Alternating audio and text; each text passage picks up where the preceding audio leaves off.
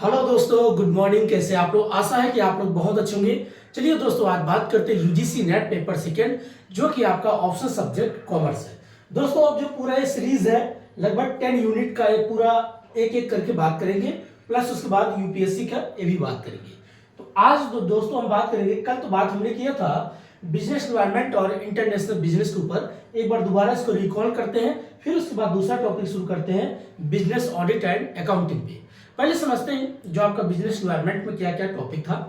पहला आपका आता है फीचर ऑफ बिजनेस एनवायरनमेंट, दूसरा इंपॉर्टेंस ऑफ बिजनेस एनवायरनमेंट, तीसरा माइसल कॉन्सेप्ट जिससे 5 मॉडल की बात करते हैं। देन उसके बाद आपका विजन और मिशन। देन उसके बाद आपका आता है टाइप्स ऑफ बिजनेस एनवायरनमेंट, जिसमें इंटरनल क्या, एक्सटर्नल क्या है, माइक्रो और मैक्रो क्या है। नेक्स्ट उसके बाद हम अगला पढ़ते हैं इसमें types of business environment economics, जिसमें हम पढ़ेंगे सोशलिज्म है, कैपिटलिज्म है, मिक्स्ड और कम्युनिज्म है। नेक्स्ट उसके बाद पढ़ते हैं इकोनॉमिक्स पॉलिसी। इकोनॉमिक्स पॉलिसी में जिसमें आपका आता है बजट क्या है, लाफर कर्व क्या है, गिनी गुणांक क्या है, फिलिप्स कर्व क्या है, बजट क्या है, सरप्लस बजट क्या है, डेफिसिट बजट क्या है और आपका जीरो बजट क्या है। एक मिनट, ठीक है दोस्तों। तो ये सारी चीजें हमने इसमें बात किया था। नेक्स्ट उसके बाद और आता है सोशल बिजनेस एनवायरनमेंट, अर्थात सोशल बिजनेस एनवायरनमेंट। इसमें हम पढ़ते हैं सीओपी, कंज्यूमर प्रोटेक्शन एक्ट क्या है, जो 2019 में लाया गया। नेक्स्ट उसके बाद अगला पढ़ते हैं इसमें सीएसआर क्या है, कारपोरेट सोशल रिस्पॉन्सिबिलिटी। नेक्स्ट उसके बाद इसमें पढ़ते हैं आपका मशीनरी सिस्टम क्या है। जैसे मशीनरी सिस्टम, जैसे आप मान लीजिए आप कंज्यूमर केयर पे आप जाके कोई शिकायत करते हैं तो डिस्ट्रिक्ट पे पहले जाएंगे, उसके बाद स्टेट पे, फिर उसके बाद आपका सुप्रीम कोर्ट। इस तरीके से अलग अलग कस्टमर के लिए एक सुविधा प्रोवाइड किया गया है। उसके बाद पढ़ते हैं, उसके बाद नेक्स्ट इसी में आता है आपका FEMA, free exchange management act. ये पूरा आपका बिजनेस एनवायरनमेंट होता है। नेक्स्ट उसके बाद आपका इंटरनेशनल बिजनेस। इंटरनेशनल बिजनेस में क्या क्या टॉपिक रहता है, WTO क्या है, वर्ल्ड बैंक क्या है, IMF क्या है, AOA क्या है, एग्रीमेंट ऑफ एग्रीकल्चर क्या है, साफ्टा क्या है, नाफ्टा क्या है, ट्रिम्स क्या है, ट्रिप्स क्या है और आपका गैट क्या है, जनरल एग्रीमेंट ट्रेड। तो ये बेसिक चीजें आपका पूरा इसमें हो जाता है आपका इंटरनेशनल बिजनेस।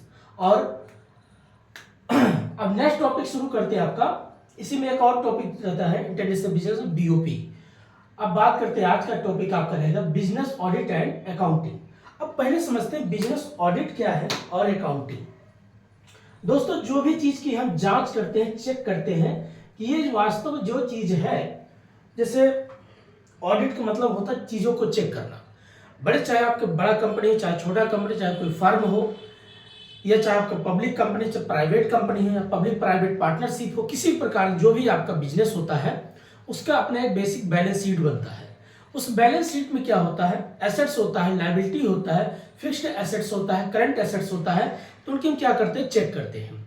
अब जब चेक करेंगे, कभी आपने अगर फाइनल अकाउंट पढ़े होंगे, बुक कीपिंग क्या है, लेजर क्या है, ट्रायल बैलेंस क्या है, ट्रेडिंग अकाउंट क्या है और टाइप्स ऑफ लेजर, जिसमें पर्सनल, रियल, नॉमिनल, ये सभी चीज के आधार पर आप क्या करते हैं, चेक करते हैं। और उसके बाद आप क्या चेक करते हैं, ट्रायल बैलेंस से मेथड्स चेक करते हैं कि भाई ये गणितीय विधि लगाया है या शेष विधि है, अर्थात मैथमेटिक्स रूल है, या इसमें बैलेंसिंग मेथड है। इसके आधार पे हम क्या करते हैं, ट्रेडिंग अकाउंट बनाते हैं। ट्रेडिंग अकाउंट में डायरेक्ट खर्चा दिखाया गया या इनडायरेक्ट खर्चा दिखाया गया, या इनडायरेक्ट खर्चा आपका प्रॉफिट एंड लॉस में, सभी चीज को हम एडजस्टमेंट करते हैं। एडजस्टमेंट करने के बाद बैलेंस शीट जब बनाते हैं तो बैलेंस शीट क्या करते हैं, व्यापार की स्थिति बताती है कि व्यापार सही दिशा में है या गलत दिशा में। अब सही दिशा का मतलब, अगर आपका व्यापार मान लीजिए जैसे आप ज्यादा उधारी करेंगी, इससे भी पता चलता है उधारी करने का मतलब हो सकता है आप नया नया बिजनेस शुरुआत कर रहे हैं, मार्केट बना रहे हैं। देखते होंगे जब कोई व्यक्ति नया नया बिजनेस शुरुआत करता है तो हर एक चीज को पोलाइटली बोलता है, ठीक कोई बात नहीं भैया, ले जाओ, बाद में दे देना पैसा। इसका मतलब वो अभी शुरुआती है, अभी जो है गुडविल वो बनाने की एज में है, अभी गुडविल को फर्स्ट स्टेज में ला रहा है। धीरे धीरे जब उसका 2-4 साल बाद व्यापार चल जाता है तो उधारी नहीं देता है, तो बोलेगा भैया पहले कैश करो तभी पैसा देंगे। क्यों, अब उसकी गुडविल बन गई, कस्टमर बन गए। तो हमें क्या करना है, बैलेंस शीट के आधार पे हर एक बारीकी चीज का अध्ययन करते हैं। अगर इसका व्यापार शुरुआती होगा तो देखिएगा वो उधारी बहुत करेगा, जैसे जैसे उसका व्यापार अच्छा खासा चल जाता है तो उधारी कम करेगा। तो उससे क्या आइडिया लगता है बैलेंस शीट में कि उधारी में होगा तो शुरुआत में प्रॉफिट कम होगा, लेकिन जैसे 2-4 साल के बाद देखेंगे तो प्रॉफिट अच्छा करता है। तब पता चलेगा लॉन्ग टर्म बिजनेस है या शॉर्ट टर्म बिजनेस है। आपने कभी इकोनॉमिक्स में चीज पढ़ा होगा, प्रोडक्शन को लेकर के एक ऐसे डायग्राम बनता है ऐसे करके, ये लॉन्ग टर्म की बात करता है। देखिए जब भी आप कभी भी पढ़ो तो हर एक सब्जेक्ट को एक दूसरे से कोरिलेट करके समझना पड़ता है। शुरुआत में जब आप बिजनेस करेंगे तो आपकी प्रॉफिट बहुत कम होता है, मतलब आपकी प्रॉफिट बहुत कम आता है। लेकिन जैसे जैसे सेकेंड स्टेज में आते हैं, यहां से उसके बाद आप क्या करते हैं, शुरुआत करते हैं, तो शुरुआत में आपकी कॉस्ट बहुत ज्यादा लगती है लेकिन प्रॉफिट कम आता है।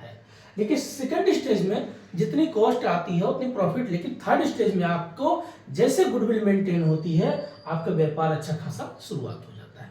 तो यही सब बैलेंस शीट के आधार पे गुडविल चेक करते हैं कि गुडविल के आधार पे इंक्रीज की अवस्था में, कॉन्सेप्ट की अवस्था में, डिक्रीज की अवस्था में है।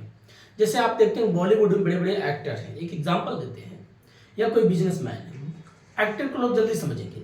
शुरुआत में जब कोई हीरो आता तो देखिएगा टाइम बहुत डिसिप्लिन होगा, एक्टिंग सीखेगा, हर एक प्रकार का सारा चीजें सीखता है। लेकिन जैसे जैसे वो सेकंड स्टेज पे आ जाता है तो देखिएगा टाइम का अनपंचुअल हो जाता है, डिसिप्लिन नहीं होता है, उसको लगता है मेरा नाम चल गया है। लेकिन थर्ड स्टेज आते आते अगर काम ढंग से नहीं करेगा तो वहीं वो डिक्रीज अवस्था में चला जाता है। तीसरे प्रकार का बिजनेस में हर एक पॉइंट को समझना बहुत जरूरी है। तो हमें ऑडिट आज जो पढ़ेंगे तो ऑडिट का मतलब हर एक बैलेंस शीट को चेक करना, व्यापार की स्थिति को चेक करना, कितने इनके पास एसेट्स बता है, मतलब सरप्लस है, कितना इनके पास क्लोजिंग स्टॉक है, ओपनिंग स्टॉक कितने शुरुआत कर रहे हैं, व्यापार की स्थिति कैसी है, ये काम होता है ऑडिट का। अब जो आप ऑडिट करते हो तो बस यही चीजें होता है, आपका पर डे ऑडिट होती है, मंथली ऑडिट होती है, वीकली ऑडिट होती है, 6 मंथ में ऑडिट होती है, ईयरली ऑडिट होती है। ऑडिट मतलब अंकेक्षण करना, चेक करना, ये सारी चीजें आप चेक करते हैं। और दूसरा चीज क्या होता है दोस्तों, जब आप पूरा करते हैं तो उसमें पब्लिक कंपनी होती है, प्राइवेट कंपनी होती है, पब्लिक प्राइवेट पार्टनरशिप होती है, अर्थात जहां पर गवर्नमेंट का भी हिस्सा होता है और प्राइवेट कंपनी का भी हिस्सा होता है, दोनों मिलकर के जब आप काम करते हैं तो उसको बोलते हैं पब्लिक प्राइवेट पार्टनरशिप। अब ऑडिट मटेरियल को ऑडिट करेंगे, लेबर को ऑडिट करेंगे, ओवरहेड को ऑडिट करेंगे और इन्वायरमेंट को ऑडिट करेंगे। इन्वायरमेंट मतलब बिजनेस से जुड़ा हुआ जो भी पॉइंट है, डिमांड कितना हो रहा, सप्लाई कितना हो रहा, गुड्स की ऑडिट करेंगे। ये सभी पॉइंट का आपका आता है किसमें, ऑडिट। ऑडिट वैसे रटने की चीज नहीं, समझने की चीज है। ऑडिट मतलब चेक करना। अब बात करते हैं जो मेन पॉइंट आपको होता है अकाउंट। अकाउंट में हमें क्या क्या पढ़ना होता है, टोटल आपको 4 अकाउंट है। पहला आपका आता है फाइनल अकाउंट, जैसा भी हमने ये यूपीएससी पे दिया गया है यही बात करेंगे। तो अगर आप देखिए फाइनल अकाउंट अर्थात कहीं कि उसको फाइनेंशियल अकाउंट बोलते हैं, वित्तीय वर्ष जो 1 अप्रैल से शुरू होता है 31 मार्च को क्लोजिंग होता है, और एक होता है 1 जून से चलता है, 1 जुलाई को लास्ट जुलाई को बंद होता है। आइए बात करते हैं पहले फाइनल अकाउंट में। फाइनल अकाउंट में शुरुआत में पढ़ते हैं हम बुक कीपिंग क्या है, लेजर क्या है, ट्रायल बैलेंस क्या है, ट्रेडिंग अकाउंट क्या है, प्रॉफिट एंड लॉस क्या है, एडजस्टमेंट क्या है, बैलेंस शीट क्या है, ये सभी पॉइंट हम पढ़ते हैं फाइनल अकाउंट में। अब इसमें क्या क्या आपको बताते हैं। बुक कीपिंग मतलब होता है दोस्तों, जब भी कोई आप देखते होंगे पनवाड़ी हो या कोई छोटा सा फार्चून या जो भी दुकान, फॉर्चूनर जो फार्चून बोलते हैं उसको, परचून की दुकान पे आप जाएंगे तो उसके पास एक कोई ऐसे, एक तो किताब है ऐसे बता देते हैं, एक मोटी सी ऐसे रफ टाइप रखता होगा, उसमें क्या करता है कितना उधारी है, उसको जो उधारी व्यक्ति होगा उसका नाम लिख देगा, कैश बिका है तो कैश में लिख देगा, सेल्स कितना हो उसको लिख देगा, परचेज कितना माल खरीदा उसको लिख देगा, कितना सेल्स रिटर्न उसको लिखेगा, परचेज रिटर्न कितना उसको लिखेगा। वो क्या करते हैं एक रफ टाइप में किताब में, उसको बोलते हैं बुक कीपिंग। बुक कीपिंग के आधार पर फिर हम क्या करते हैं, उस पर हम अपना एक ट्रायल बैलेंस बुक कीपिंग बाद लेजर बनाते हैं। लेजर बनाते हैं जैसे 3 account, personal, real, nominal. Personal हमेशा किसी व्यक्ति के नाम से डिनोट करेगा, रियल अकाउंट जो होता है आपका गुड्स से डिनोट करेगा, और nominal account profit and loss से बात करेगा, अर्थात एक्सपेंडिचर और इनकम से बात करता है। अब जैसे क्या क्या होता है, पर्सनल मान लीजिए रमेश, सुरेश, दिनेश, महेश, ये सभी व्यक्ति का जो नाम आता है ये पर्सनल अकाउंट की बात करता है। लेकिन रियल अकाउंट जो होता है जिससे पेन है, गुड्स है, कॉपी है, ट्रैक्टर है, मशीन है, किसी भी चीज का है जो गुड्स से डिनोट होगा वो रियल अकाउंट होगा। और नॉमिनल अकाउंट जहां पर इनकम होगा, एक्सपेंडिचर होगा, प्रॉफिट होगा, लॉस होगा, ये आपका जुड़ा होता है नॉमिनल अकाउंट से। तो ये बारीकी चीज को आपको बहुत जरूरी है समझना। अब इसमें फिर बनता है डबल एंट्री सिस्टम बेसिकली। अब जब फाइनल अकाउंट पढ़ेंगे तो इसमें अब मेन कॉन्सेप्ट आप अकाउंट पढ़ेंगे, प्रिंसिपल ऑफ अकाउंट पढ़ेंगे, स्टैंडर्ड अकाउंट्स पढ़ेंगे, कन्वेंशनल अकाउंट पढ़ेंगे, ये बेसिक चीज इनका रूल होता है। अब इसमें कुछ आपको पढ़ना होता है स्टैंडर्ड अकाउंट। स्टैंडर्ड अकाउंट क्या होता है, उसको बोलते हैं as, account standard. Account standard क्या होता है, जैसे आपने पढ़ा होगा, जैसे हाइड्रोजन और ऑक्सीजन दोनों मिलकर के जल बनता है, ठीक उसी प्रकार से अकाउंट का बेसिक ये फार्मूला है। इसी के आधार पे आपको क्या करना है, जैसे अगर मान लीजिए आप पेटेंट का है तो आपको दिखाना पड़ेगा AS3 में है कि AS4 में, AS5 में, उसको आपको याद रखना पड़ेगा। सेक्शन होता है, जैसे आपने देखा ना क्रिमिनल कोड का होता, धारा 44, धारा 102, धारा 302, धारा 5, ये जो धारा टाइप बोलते हैं, सेक्शन बोलते हैं, ठीक उसी प्रकार से आपका AS अकाउंट होता है, अकाउंटिंग स्टैंडर्ड। अब इसी के आधार पे आप पूरा सब कुछ बताते हैं। पार्टनरशिप का अलग होगा, गुडविल का अलग होगा, होल्डिंग कंपनी का अलग होगा, सब्सिडरी कंपनी का अलग होगा, टैक्स सिस्टम का अलग होगा, सैलरी का अलग होगा, हाउस प्रॉपर्टी का अलग होगा, बिजनेस प्रोफेशनल का अलग होगा, सब इसमें इंक्लूड होता है। उसी हिसाब से 1 से लेकर के 24 तक जितना है टोटल मेन पॉइंट को रखा गया है। इसको बोलते हैं अकाउंटिंग स्टैंडर्ड। अब दूसरा पढ़ते हैं कॉन्सेप्ट ऑफ अकाउंटिंग। अभी देखिए और आगे बताते हैं। कॉन्सेप्ट ऑफ अकाउंटिंग क्या होता है दोस्तों, उसमें आपका गोइंग कंसेप्ट क्या है, कंसिस्टेंसी क्या है, डुअल एस्पेक्ट क्या है, मनी मेजरमेंट कॉन्सेप्ट क्या है, ये बेसिक जो टर्म होता है ये आपका कॉन्सेप्ट ऑफ अकाउंटिंग की बात करता है। चलिए पहले हम उसमें बात करते हैं। जब आपने ट्रेड अकाउंट उसके बाद बनाते हैं, उसके बाद प्रॉफिट एंड लॉस बनाते हैं। ट्रेड अकाउंट में डायरेक्ट आपका खर्चा दिखाएंगे और आपका क्रेडिट साइड में सेल्स रिटर्न इस पॉइंट आपको दिखाते हैं। प्रॉफिट एंड लॉस में इनडायरेक्ट खर्चे दिखते हैं, बाकी वहां भी सेल्स रिटर्न दिखाते हैं। उसके आधार पे हम बनाते हैं। उसके बाद आपका बनता है एडजस्टमेंट बनाते हैं, जो ट्रायल बैलेंस, गणितीय विधि लगाते हैं, शेष विधि अर्थात मैथमेटिक्स रूल और शेष विधि। ये सब करने के बाद देन आप लास्ट में बनाते हैं बैलेंस शीट। बैलेंस शीट पे आप क्या बनाते हैं, एक तरफ एसेट्स एक तरफ लायबिलिटी। अब एसेट्स और लायबिलिटी कई लोग पूछते हैं types of balance sheet. Balance sheet दो तरीके से लोग बनाते हैं, हॉरिजॉन्टल और वर्टिकल, लेकिन ज्यादातर लोग आप देखते होंगे तो वर्टिकल ही बनता है, एक तरफ आपका एसेट्स और तरफ लायबिलिटी। अब ये बैलेंस शीट के आधार जब बना देते हैं तो पूरा हमारा कंप्लीट हो जाता है फाइनल अकाउंट। 2-3 चैप्टर और कुछ लोग इसमें पढ़ाते हैं पार्टनरशिप का एडमिशन, पार्टनरशिप का रिटायरमेंट, पार्टनरशिप का डिसोल्यूशन, पार्टनरशिप का डेथ हो जाना, ये बेसिक चीज आपको याद रखना। मैं दोस्तों खाली बता रहा हूँ आपको, अब इसमें एक समझाऊंगा, बहुत टाइम है, ये आपको एक माइंड को रिकॉल करो क्या क्या टॉपिक आपका आता है। अब एडमिशन क्या होता, 2-3 लोग मिल करके एक व्यापार शुरू करते हैं। पार्टनरशिप का 2 से लेकर के 50 तक अब कितने भी लोग शामिल हो सकते हो पार्टनरशिप। अब पार्टनरशिप जब बनाते हैं तो उससे पहले आपको एक डीड बनाया जाता है। डीड में क्या होता है, एक लिखित पेपर होता है A4 साइज का, उसमें ये होगा बाई चांस कोई पार्टनर एक दूसरे में लड़ाई कर गए, बाई मिस्टेक हो गया, बोलेगा नहीं मेरा शेयर कैपिटल इतना था, आप मुझे प्रॉफिट इतना क्यों दे रहे हो, तो कभी का लड़ाई होती तो डीड के आधार पे क्या होता, आप कोर्ट कचहरी में जाकर के मामले को सुलझा सकते हो। इसलिए पार्टनरशिप्स बनने से पहले आपको डीड लगाना पड़ता है। हाँ, कभी काल कुछ पार्टनरशिप ऐसे होते हैं कि उनके लिए डीड की जरूरत नहीं है। अगर डीड नहीं बना है तो आप 2 लोग में लड़ाई होगा तो वहां सुनवाई तब तक नहीं होगा जब तक प्रूफ नहीं होगा। तो ये चीजें होना बहुत जरूरी है, ठीक है दोस्तों। तो पार्टनरशिप जब आप पढ़ेंगे तो पार्टनरशिप का एडमिशन, पार्टनरशिप का रिटायरमेंट, पार्टनरशिप का डिसोल्यूशन, पार्टनरशिप का डेथ होना, इस तरीके की सारी चीजें आप पढ़ते हो, ठीक है दोस्तों।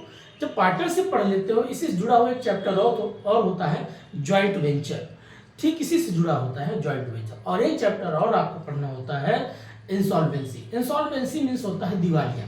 दिवालिया मतलब क्या होता है, जैसे अगर मान लीजिए आपके पास आपने कोई व्यापार किया, आप घाटे में चले गए। अब घाटे में कैसे गए, पता चला लाख रुपए का आपने व्यापार शुरू किया, आपने बहुत सी चीजें उधारी में बेच दिया, अब उसका उधारी का पैसा रिटर्न नहीं हुआ, अब घाटे में जा रहे हैं। आप जहां से माल उठा लाते भी हैं आप भी कहीं से, अब उसका पैसा पेमेंट नहीं कर पाएंगे तो बार बार आपको दुआर पे भाई पैसा दो, आप नहीं दे पाते, आप क्या होते हैं डिप्रेशन में चले जाते हैं, परेशान हो जाते हैं, तो आपका बिजनेस टूट जाता है। अंत में क्या करते हैं, सोचते एक काम करो, जो कुछ बेच बाज के उधारी चुकाओ, तो आपको पता चला 20,000 का लॉस लग गया। जब आप किसी व्यापार में अनबैलेंस मतलब एक असंतुलित रूप से जब व्यापार आप करते हैं, उधारी ज्यादा कर दिए या सस्ती चीज को महंगे में खरीदना है, ये जो कारण बनता है, इससे आप दिवालियापन का शिकार हो जाते हैं। और जब आप दिवालियापन का शिकार हो जाते हैं तो गवर्नमेंट के शरण में जाते हैं, सरकार आपको बचाती है। जैसे आपने सुना होगा कभी काल Punjab national bank Punjab national bank से काफी लोगों ने पैसा उधार लिया, पैसा लेकर के विदेश चले गए। अब यहाँ के जो कस्टमर जिनका पैसा था वो अपना पैसा डिमांड करते थे, बैंक घाटे में चली गई। तो देखा होगा RBI ने उनको बचाने के लिए गवर्नमेंट मिल करके और बैंकों को उनके साथ जोड़ दिया गया, मेल मर्ज कर दिया गया कि भाई इनका सपोर्ट करो और इनका कम से कम एक रनिंग में लाओ, मार्केट में लाओ, ना तो बैंक ये डूब जाएगा। तो इसीलिए क्या होता है, फिर सरकार को सपोर्ट करती है, किसी दूसरे बिजनेस के साथ जोड़ती है, हेल्प करती है, कोई बात नहीं, इतना पैसा ले लो, लोन दे देना, बाद में कभी देना, आप अपना व्यापार को रनिंग में रखो। अब गवर्नमेंट क्यों सोचती है, भाई देश में हमें हर एक व्यक्ति की जरूरत है, बिजनेसमैन की भी जरूरत है, इंटेलिजेंट व्यक्ति की जरूरत है, ब्यूरोक्रेसी की भी जरूरत है। अगर एक व्यापारी आदमी व्यापार करना छोड़ देगा, जैसे आज भारत में लोगों को टीचर बनना अच्छी बात है, टीचर बनना गलत बात नहीं, आपके नॉलेज है अच्छी बात है, देश को अच्छा इंप्रूवमेंट करेंगे, आउटपुट देंगे तो देश के लिए गुडविल, आप देश के लिए संपत्ति कहलाएंगे। और एक बिजनेसमैन अगर कुछ करेगा तो भी देश का ही संपत्ति कहलाएगा। एक पढ़ा लिखा व्यक्ति अगर ब्यूरोक्रेसी में जाएगा देश का संपत्ति कहलाएगा। एक व्यक्ति पढ़ा लिखा अगर वो लीडर बनेगा तो देश का संपत्ति कहलाएगा। तो ये चीज क्या होता है, इसलिए सरकार उनको चाहती प्रोटेक्ट करना, ये कभी मतलब इस प्रकार से परेशान ना हो, दुखी ना हो कि ये व्यापार को बंद कर दे, पढ़ाई छोड़ दे, कोचिंग छोड़ दे, ऐसा ना करे, इससे ना तो देश पीछे हो जाएगा।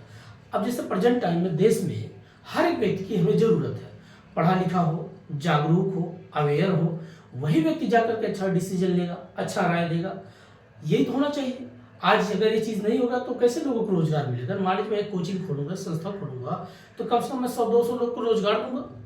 अगर ये धारणा मेरे मन में आता है, चलो मैं, अब किसी ने पता चला आजकल लोगों दिमाग बैठा है ढाबे खोलो कोई बात नहीं, मगर वो ढाबे पे स्किल्ड पर्सन रखो, पढ़े लिखे व्यक्ति को रखो, हाइजेनिक काम करेगा, अच्छा काम करेगा, अच्छे लोगों को खाने पीने की चीज़ मिलेगा, देश स्वस्थ, जो लोग खाएंगे अच्छा स्वस्थ रहेंगे, देश के लिए अच्छा कुछ अच्छा सोचेंगे, उनकी उम्र बढ़ेगी, 60-70 तक काम करेंगे, देश के आउटपुट कुछ करेंगे।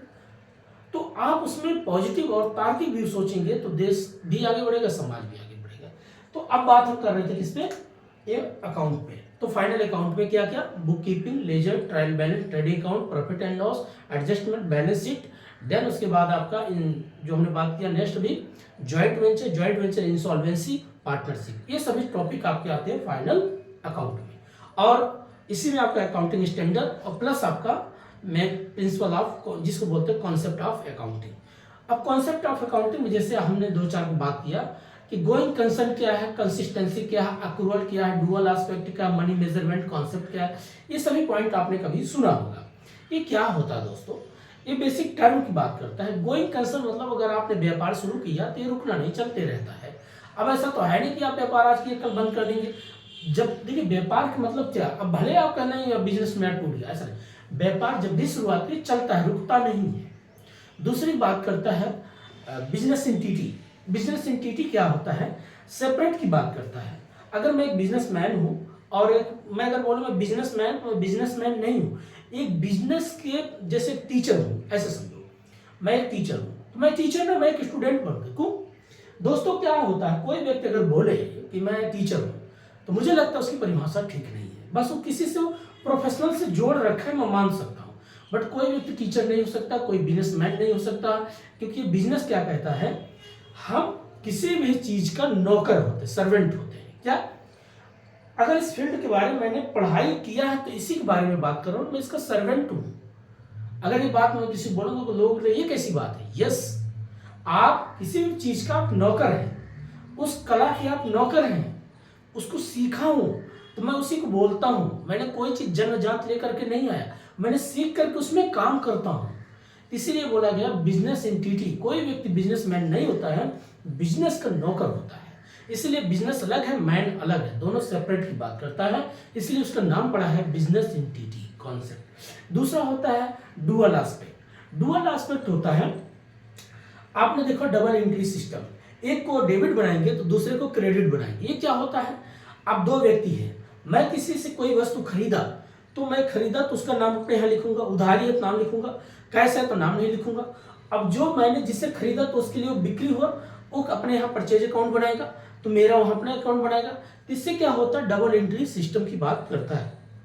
इसीलिए आप जब पढ़ेंगे पर्सनल, रियल, नॉमिनल अकाउंट, ये सब आपका डुअल एस्पेक्ट में ही देखेंगे, एक को डेबिट, एक को क्रेडिट, एक को डेबिट, एक को क्रेडिट, इस तरीके की चीजें बनाया जाता है। एक होता है कंसिस्टेंसी। अब कंसिस्टेंसी मतलब क्या होता है, कोई भी अगर आप फार्मूला यूज करते हैं, जैसे अगर मान लीजिए मैं डेप्रिसिएशन या रिटर्न डाउन मेथड्स यूज करता हूँ या एनुअलिटी मेथड यूज करता हूँ, तो उसको हमेशा हर साल वही यूज करना पड़ेगा।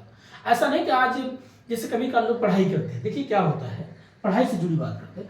अगर आपको लगता है कंसिस्टेंसी कि भाई अगर आप पता चला आज आप अकाउंट पढ़ते हैं तो अकाउंट आप उसको कंसिस्टेंसी कंप्लीट करिए।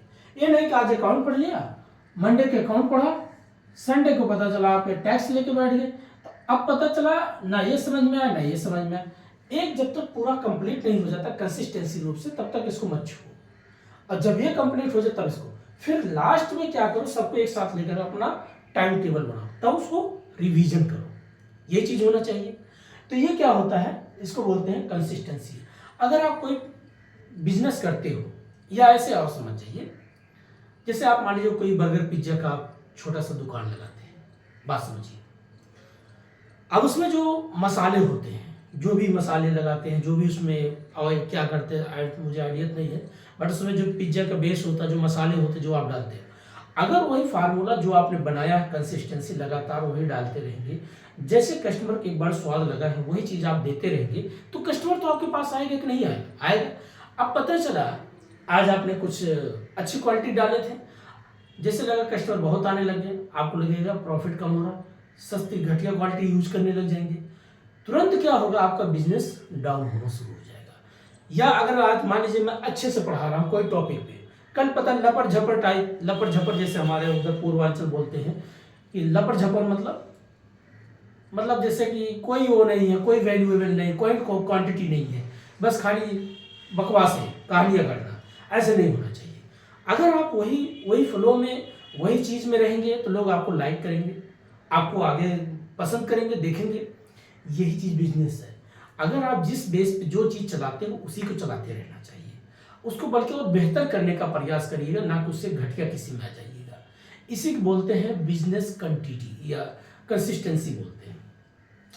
दूसरा इसी से जुड़ा होता है money measurement concept. Money measurement concept क्या होता है, जब भी आप व्यापार करते हैं तो कोई वस्तु आप चाहे कपड़ा बेचते होंगे तो मीटर में, अगर दूध बेचते होंगे लीटर में, या कोई भी चीज़ और कोई वस्तु बेचते होंगे उसको वेट करके, तो उसको आप क्या करते हैं, मनी में उसको मेजर करते हैं। भाई 10 रुपया किलो आलू या 20 रुपया लीटर, आपने पता चला 20 रुपया लीटर दूध, या पता चला 20 रुपया मीटर कपड़ा, तो उसको आप क्या करते हैं, उसको मेजर करते हैं, मापते हैं, कपड़े को इसमें, लीटर को इसमें, वेट को इसमें।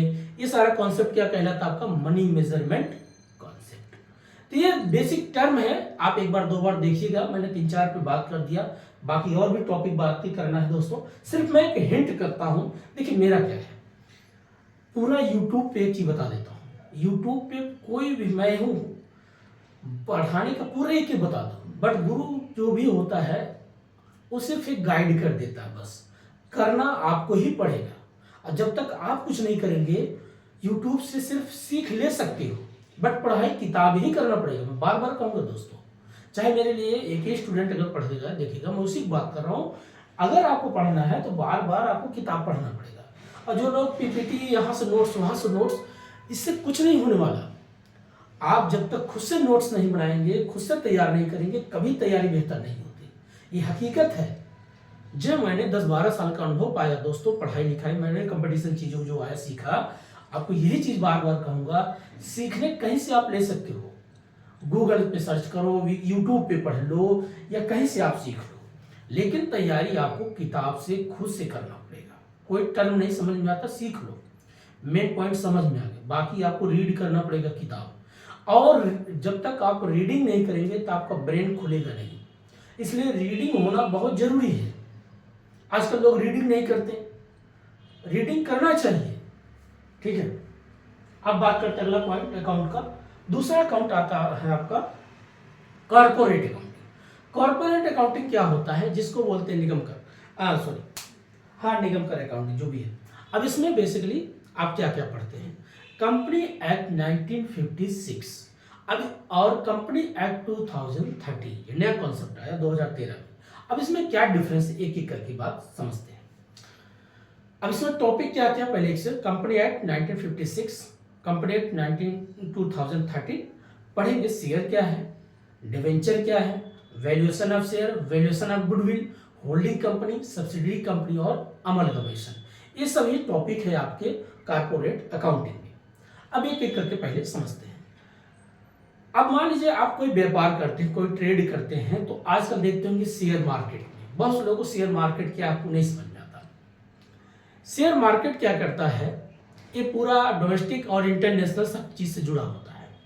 भारत में आप जाइए, बीएससी बॉम्बे स्टॉक एक्सचेंज जो है पूरा एक शेयर मार्केट का बेसिक चीज है।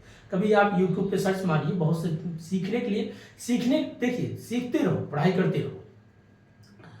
अब ये क्या करता, 1956 का एक एक्ट बना था और इस एक्ट के अकॉर्डिंग क्या किया, शेयर मार्केट का बेसिक आधार बनाया गया। इसमें आप जब पढ़ते हैं शेयर क्या है, टाइप्स ऑफ शेयर क्या है, अब इसमें पढ़ेंगे जैसे एप्लीकेशन क्या है, पहले इशू ऑफ शेयर क्या है, एप्लीकेशन ऑफ शेयर क्या है, उसके बाद शेयर कैपिटल क्या है, अलॉटमेंट क्या है, फर्स्ट कॉल क्या है, फाइनल कॉल क्या है, देन उसके बाद फॉर फीचर क्या है। अभी क्या है, इसको टर्म को समझो। शेयर मतलब जैसे अलग अलग बहुत सी कंपनियां हैं, तो कंपनियां क्या करती हैं, मार्केट से पैसा उठाती हैं। अब मार्केट से पैसा बारोइंग कर सकती हैं या सिक्योरिटी मनी, पेपर मनी, जैसे आप पढ़ेंगे हुंडी, चेक, यहां से क्या करते हैं, पैसा मार्केट से उठाते हैं। अब मार्केट में कैसे भाई, अपना वो शेयर बेचते हैं, तो लोगों को लगे ये कंपनी शेयर बेच रही है, आज इसका रेट। अब शेयर का मतलब क्या है, बहुत लोग कभी नहीं सिखाता। मान लीजिए कि कोई बहुत बड़ी कंपनी है, ऐसे मंदिर टाइप बना देते हैं, ऐसे समझो घर टाइप। अब यहां पर क्या है, कई लोग मिल करके अपना ट्रेड करते हैं, व्यापार करते हैं। अब यहां पर कोई चावल बेचता है, कोई मशीनरी है, कोई कंप्यूटर का पार्ट है, बहुत सी कुछ इसमें इंक्लूड होता है, ठीक है। अब ये चाहते हैं कि हमारे कंपनी में और बहुत से लोग जुड़े, तो ये क्या करते हैं, एक शेयर निकालते हैं, एप्लीकेशन, एक फॉर्म निकालते हैं, उस फॉर्म को लोग परचेज करते हैं। जब उस फॉर्म को परचेज करेंगे तो इनके पास पैसा जाएगा। मान लीजिए मैं किसी कंपनी का कोई एक फॉर्म 100 रुपये का मैंने खरीदा, तो 100 रुपये उनके पास गया कि नहीं गया। अब ऐसे लाखों लोग उस कंपनी खरीदते हैं, शेयर खरीदे, उनको लाखों रुपए उनके पास गया, तो इस कंपनी के ये भी लोग बन जाते हैं हिस्सेदारी, इसीलिए हिस्सेदारी बोलते हैं, शेयर बोलते हैं। अब जब वो कंपनी क्या करती है, एक प्रकार से पैसा उठा ली, अब पैसा इसी बोलते हैं पेपर मनी, इसी बोलते हैं पेपर मनी। तो पैसा जब उनके पास आएगा तो उस पैसे से अपना व्यापार और बढ़ाएंगे, फिर एक जगह अपना एक कोई ब्रांच खोलेंगे, फिर दूसरी जगह कहीं ब्रांच खोलेंगे, तो ये क्या होता है, शेयर होता। अब शेयर आपने जैसे कभी किसी, अब इनका पता चला जो शेयर आपने खरीदा, आज उस कंपनी शेयर मान लीजिए 10 रुपये कोई था, कल पता चला उस शेयर या जो चावल पे आपने खरीदा, चावल का रेट था 800 रुपया पर क्विंटल, अगले दिन हो गए 1200 रुपया, तो आपने 800 नहीं 1200, तो आपको भी फायदा होगा ना, इसीलिए लोग शेयर खरीदते हैं। अब शेयर जो कैसे बिकता है, कैसे उकरते, सब होता है सीजनल पे डिपेंड करता है। शेयर मार्केट कभी भी आपको समझना है तो आप सबसे पहले मार्केट को यही चीज देखिए, सीजनल। भारत जैसे देश में सीजनल है। अब जैसे क्या है, इस वक्त अब जैसे मार्च अप्रैल शुरू हो रहा है, अब अप्रैल आते आते गर्मी आ जाएगा। भारत में लोग क्या करेंगे, दही खाएंगे, लस्सी पियेंगे, प्लस कोल्ड ड्रिंक पियेंगे, थम्सअप पियेंगे। तो कोल्ड ड्रिंक बहुत है, थम्सअप है, पेप्सी है, कोका कोला है, आपका फैंटा है, स्प्राइट्स है, आजकल एक स्टिंग करके कोई एनर्जी करके, इसमें पता चला और भी कोई माउंटेन ड्यू करके, ये सारी चीज़ आप सुने होंगे। तो जिस चीज़ की स्वाद ज़्यादा जिसको भाती है तो उसकी डिमांड ज़्यादा होती है। तो आप क्या करेंगे, शेयर मार्केट में जब अभी जैसे आप खरीदते हो, अभी उसका रेट सस्ता चल रहा है, लेकिन जैसे गर्मी का दिन आएगा 2-3 मंथ, तो उसकी शेयर बहुत हाई चला जाता है। तो आप क्या करते हैं, जो सस्ते में कभी खरीद के रखे तो उसको आप सेल कर देते, बेच देते, यही से आपके पास पैसा आ जाता है। बस यही टर्म को आपको समझना है, सीजनल को समझो, डिमांड सप्लाई को समझो, इंपोर्ट एक्सपोर्ट को समझो, और जिसने इस टर्म को पकड़ लिया वो शेयर मार्केट सीख गया। तो शेयर चैप्टर जो आप पढ़ते इसमें, तो सबसे पहले इशू ऑफ शेयर करते हैं, निर्गमन जिसको बोलते हैं, इशू ऑफ शेयर करोगे, फिर शेयर जब खरीदता है उसको एप्लीकेशन होता है। कभी कभी क्या होता है, एप्लीकेशन में बहुत से फॉर्म आ जाता है, तो उसका एक प्रोपोर्शन रेशियो बनाया जाता है कि सबसे पहले कौन आया, फिर उसके बाद कौन आया, किस व्यक्ति को कितना शेयर बेचना है, ये भी चीजें हमें देखना होता है। तो इशू ऑफ शेयर हुआ, एप्लीकेशन हुआ, फिर उसके बाद हम कैपिटल में जोड़ते हैं, कितना हमारे पास पैसा आया, पूंजी बना, फिर उसी को हम एंट्री करते हैं, बैंक से कोरिलेट करते हैं, फिर उसके बाद जब शेयर आ जाता है तो उसका अलॉटमेंट कर देते हैं, व्यक्ति का इन्होंने इनका हिस्सेदारी हो चुका हमारी कंपनी में। फिर उसके बाद कभी कभार शेयर का क्या होता है, कुछ लोग खरीदते हैं, कुछ उसमें बकाया रह जाता है। जैसे मान लीजिए मैं 100 शेयर खरीदा, उसमें मान लीजिए 70 का मैंने पैसा दे दिया और 30 नहीं दे पाया, तो उसका कॉल बना दिया, फर्स्ट कॉल सेकेंड कॉल। अब उसमें मान लीजिए फर्स्ट कॉल में मैंने पैसा दिया, सेकेंड कॉल नहीं दिया, तो 1-2 बार फिर हमारे पास भेजेगा नोटिस कि आप पैसा तो पेमेंट कर दो, नहीं देंगे तो आपका शेयर को फॉरफीचर कर लेता, हरण कर लेता है। जब हरण हो जाता है तो आप फिर आपका शेयर खत्म, तो वो शेयर किसी दूसरे को रीइशू कर देता है। तो ये पूरा टर्म को आपको समझना है कि इशू ऑफ शेयर क्या है, एप्लीकेशन ऑफ शेयर क्या है, शेयर कैपिटल क्या है, बैंकिंग क्या, फर्स्ट कॉल क्या, फाइनल कॉल, अलॉटमेंट क्या है, फॉरफीचर क्या है। ये टर्म को समझना बहुत जरूरी है। शेयर जब भी आप खरीदते हैं या परचेज करते हैं तो उसका बेसिकली 3 आधार बनाया जाता है, एट पार, प्रीमियम और डिस्काउंट। एट पार मतलब 10 रुपये शेयर है 10 में बेच दिया, कभी 10 रुपये शेयर है उसको 12 रुपये में बेच दिया, उसको प्रीमियम बोलते हैं। 10 रुपये शेयर था 8 रुपये में बेच दिया, उसको डिस्काउंट बोलते हैं। ये भी चीज आपको याद रखना, इसी के आधार पे आप एंट्री करते हैं, और एंट्री में जब आप करेंगे सब टर्म को याद रखना पड़ता है। ठीक है दोस्तों, जैसे बार बार वही फाइनल अकाउंट आ जाएगा, ledger, trial balance, journal entry, ledger, journal entry यही आप करेंगे, लिखेंगे share capital account D to cash account. अब उसको ट्रांसफर कर दिया capital, share capital account D to bank account. फिर नरेशन में been to transfer the bank, been transfer to the share capital. तो आपको नरेशन करके पूरा लिखना पड़ता है। ये टर्म होता है, आपको जो लोग टैली सीखे होंगे वहां भी चीजें सिखाया जाता है। टैली में 2 अकाउंट ओनली और अकाउंट विथ इन्वेंट्री होता है, और कहीं कहीं आजकल दोनों जोड़ करके एक नया टर्म बना दिया है। तो लेटेस्ट में क्या आया आई थिंक आइडिया नहीं होगा, बताएंगे, बट इतना ही 2 ये भी चल रहा है। अच्छा, तो ये पूरा आपका शेयर चैप्टर होता है। अब शेयर चैप्टर पूछता है टाइप्स ऑफ शेयर क्या होता है। देखिए टाइप्स ऑफ शेयर जो होता है 2 होता है, वैसे 3 है, चलो मैं बताता हूँ। एक होता है इक्विटी शेयर, इक्विटी शेयर वही जो जिसको समता बोलते हैं, और दूसरा होता है प्रेफरेंस शेयर। इक्विटी शेयर और प्रेफरेंस शेयर, इक्विटी मतलब जो हिस्सेदारी सभी, प्रेफरेंस मतलब ये होगा जो पहले से जिनका अलॉटमेंट किया गया है उनका हिस्सेदारी बनेगा। अब मान लीजिए अगर कंपनी प्रॉफिट में तो उनको भी हिस्सा मिलता है, और इक्विटी में उनको हिस्सा प्रॉफिट का नहीं मिलता है, जितना है भाई उतना ही पाओगे। तो 2 प्रकार का शेयर होता है, इक्विटी शेयर और प्रेफरेंस शेयर। तीसरा होता है sweat equity share. Sweat equity, sweat मतलब पसीना। बहुत सी कंपनी में लोग इतना मेहनत करते हैं, आपकी कंपनी को मान लीजिए कोई बिजनेस था, बहुत अच्छा काम नहीं किया, लोगों ने दौड़ धूप करके, कस्टमर जोड़ करके, लोगों से बातें कर करके, जोड़ करके मेहनत करते, लोगों से मिलते हैं, बातें करके आपकी गुडविल कर बनाया, आपकी कंपनी को एक अच्छे लेवल पे ले जाते हैं, तो उसको बोलते हैं स्वेट इक्विटी शेयर। स्वेट मतलब उन्होंने जो मेहनत किया उसका भी हिस्सा बनता है। अब इसमें सबसे ज्यादा हम पढ़ते हैं types of preference share. Preference share means होता है पूर्वाधिकार अंश, इसको बोलते हैं। इसको participative, non participative, cumulative, non cumulative, redeemable, non redeemable, इस प्रकार के आपके शेयर होते हैं। अब पार्टिसिपेटिव मतलब जो हिस्सेदारी है, नॉन पार्टिस जो हिस्सेदारी नहीं है, रिडीमेबल जो भुगतान योग है, नॉन रिडीमेबल किनको भुगतान योग नहीं है, क्यूमुलेटिव कौन संचित है, संचित मतलब किनको जोड़ा जा सकता है, नॉन क्यूमुलेटिव किनको नहीं संचय किया जा सकता है।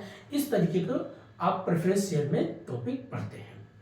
ये पूरा टर्म आपका होता है शेयर चैप्टर की बात करते हैं। ये कंपनी एक्ट 1956 के अकॉर्डिंग चलता है। दूसरा इसी में एक और कंपनी जुड़ा है, कंपनी एक्ट 2013। कंपनी एक्ट 2013 क्या कहता है, कभी भी किसी कंपनी का, पहले क्या था 1956 के अकॉर्डिंग बहुत से लोग शेयर में बहुत घपलाबाजी करते थे। अब घपलेबाजी मीन्स क्या होता है, बाय मिस्टेक करना।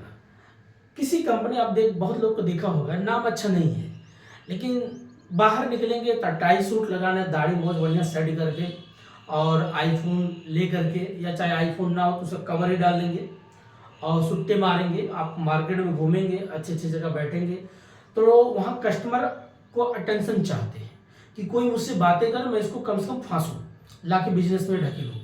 जैसे आजकल देखते होंगे शुरुआत में कोई जब मूवीज आती है तो उसके पहले पुराने समय में मैंने देखता था कि कोई मूवी का सीन आता था तो उससे बोलते थे गीत इंदिवर का है, म्यूजिक लता मंगेशकर, स्वर लता मंगेशकर का है। इससे लोगों को अट्रैक्शन दिया जाता था कि इस प्रकार के म्यूजिक, इस प्रकार के इन्होंने लिरिक्स लिखा है, इनका स्वर है और इनका म्यूजिक है, तो लोगों को लगता था जब ये चीज़ है तो मूवी अच्छी होगी।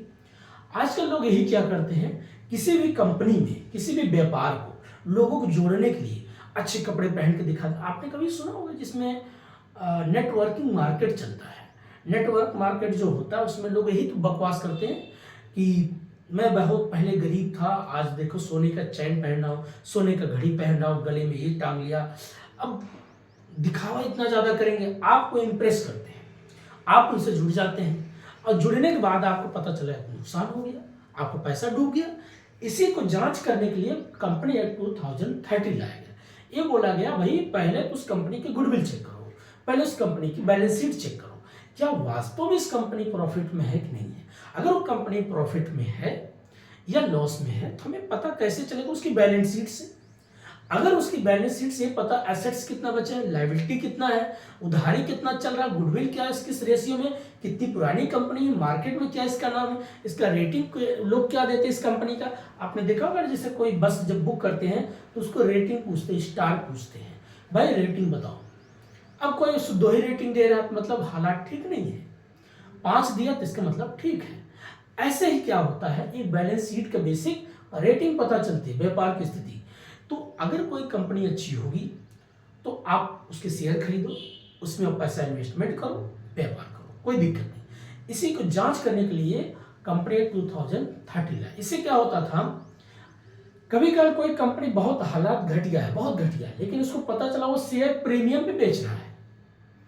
और किसी कंपनी बहुत अच्छी है, वो टैक्स चोरी करने के लिए वो डिस्काउंट के आधार पे बेचता था या एट पार पे बेचता था। बोलता क्या करे, फायदा नहीं हुआ तो सोचे भाई जितनी लागत वही निकाल ले।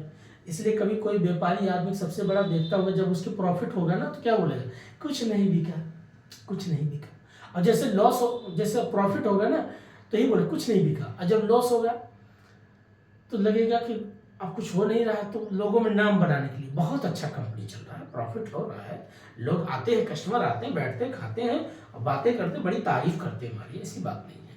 तो क्यों ऐसा बोलना चाहता है, टैक्स चोरी करना होगा तो रोना शुरू करेगा, और जब अर्निंग नहीं हुआ तो गाना शुरू करेगा। ये उनका कॉन्सेप्ट होता है। इसी को जांच करने के लिए कंपनी 2030 लाया गया कि बता बेटा अब तेरा तू एट पार लगाता है, प्रीमियम लगाता है, डिस्काउंट लगाता है, जो रियल है वास्तविक तूने वो मेथड यूज करा। पता चला जहां डिप्रिसिएशन है तूने रिटर्न डाउन लगा दिया, एनुअलिटी लगा दिया, उसकी वो जांच किया जाता है। चेक करने के लिए कंपनी 2013 लाया गया। तो ये टर्म आपको पढ़ना पड़ेगा दोस्तों, ये तो मैं आपको लेक्चर दे रहा हूं लेकिन ये आपको पढ़ना पड़ेगा, बार बार रिविजन करना पड़ेगा। नेक्स्ट टॉपिक एक आता है, इससे जुड़ा होता है डिवेंचर। सेम टू सेम आपका शेयर इशू की तरह होता है, बस यहाँ पर क्या डिवेंचर में आपको इंटरेस्ट देना पड़ता है, बाकी सारा प्रोसेस यही होता है। Issue of debenture, first call, second call, final call, allotment, सब प्रोसेस वही होता है। बट यहाँ पर आपको इंटरेस्ट की बात होता है। जब भी आप किसी बैंक से कोई ऋण पत्र लेते हैं, उधारी लेते हैं, तो उसके बदले आपको ब्याज चुकाना पड़ता है। बस यही कॉन्सेप्ट होता है डिवेंचर का। अब इससे क्या वही चीजें आपको रिपीट करें, बाकी सब कुछ इससे जुड़ा होता है। दूसरा टॉपिक पढ़ते हैं, वैल्यूएशन ऑफ गुडविल क्या है, वैल्यूएशन ऑफ शेयर। देखिए वैल्यूएशन ऑफ शेयर जब आप करते हैं उसकी आप जांच करते, वैल्यूएशन करते, मेथड, भाई मेथड क्या यूज किया। जैसे वैल्यूएशन ऑफ गुडविल पढ़ेंगे कि सुपर मेथड है या कैपिटलाइजेशन मेथड है या एनुअलिटी मेथड से है, कौन सा मेथड इन्होंने यूज किया है, या एवरेज मेथड है, सुपर मेथड है, कैपिटलाइजेशन मेथड है या एनुअलिटी मेथड है। इन्होंने जब भी गुडविल की बात किया कि गुडविल, देखिए अब पहले समझना होगा गुडविल क्या है। गुडविल होता है नाम, ख्याति। अब जैसे मान लीजिए अगर मैं अच्छा पढ़ाऊंगा, अच्छा कंटेंट आपके पास प्रोवाइड करूंगा, तो आपको लगेगा कि ये जो टीचर बात करते हैं वास्तव में मेरे सिलेबस से जुड़ी हुई टॉपिक पे बात करते हैं। अब मैं दिन भर आपको कहानियां गढ़ूं, आलतू फालतू चीजें सुनाऊंगा तो आपको अच्छा तो लगेगा, लेकिन मैं आपके भविष्य के साथ खिलवाड़ कर रहा हूं। मैं कभी उस टर्म का बातें नहीं किया जो आपका सिलेबस में जुड़ा है। तो क्या होता है, जब मैं अच्छा काम करूंगा तो लोग मुझे लाइक करेंगे, पसंद करेंगे, बोलेंगे अच्छी बात है, तो ये गुडविल बनती है। और गुडविल जब बनती है तो धीरे धीरे गुडविल इंक्रीज, कॉन्स्टेंट, डिक्रीज, 3 अवस्था में चलती है। फिर उसी गुडविल का हम वैल्यूएशन करते हैं, मेथड लगाते हैं, super method, annuity method, average method. इससे हम क्या करते हैं, उसको वैल्यूएशन करते हैं, उसको मूल्यांकन करते हैं कि इस व्यापार की या इस व्यक्ति का गुडविल कैसा है। अब पढ़ते हैं टाइप्स ऑफ गुडविल क्या है। टाइप्स ऑफ गुडविल अगर देखिए तो रैट है, कैट है, डॉग है, इस तरीके गुडविल को बांटा गया। जैसे मान लीजिए एक डॉक्टर है, तो डॉक्टर क्या करता है, अब इसे पूछेगा क्या यह रैट का कॉन्सेप्ट है या डॉग का कॉन्सेप्ट है या कैट का कॉन्सेप्ट है।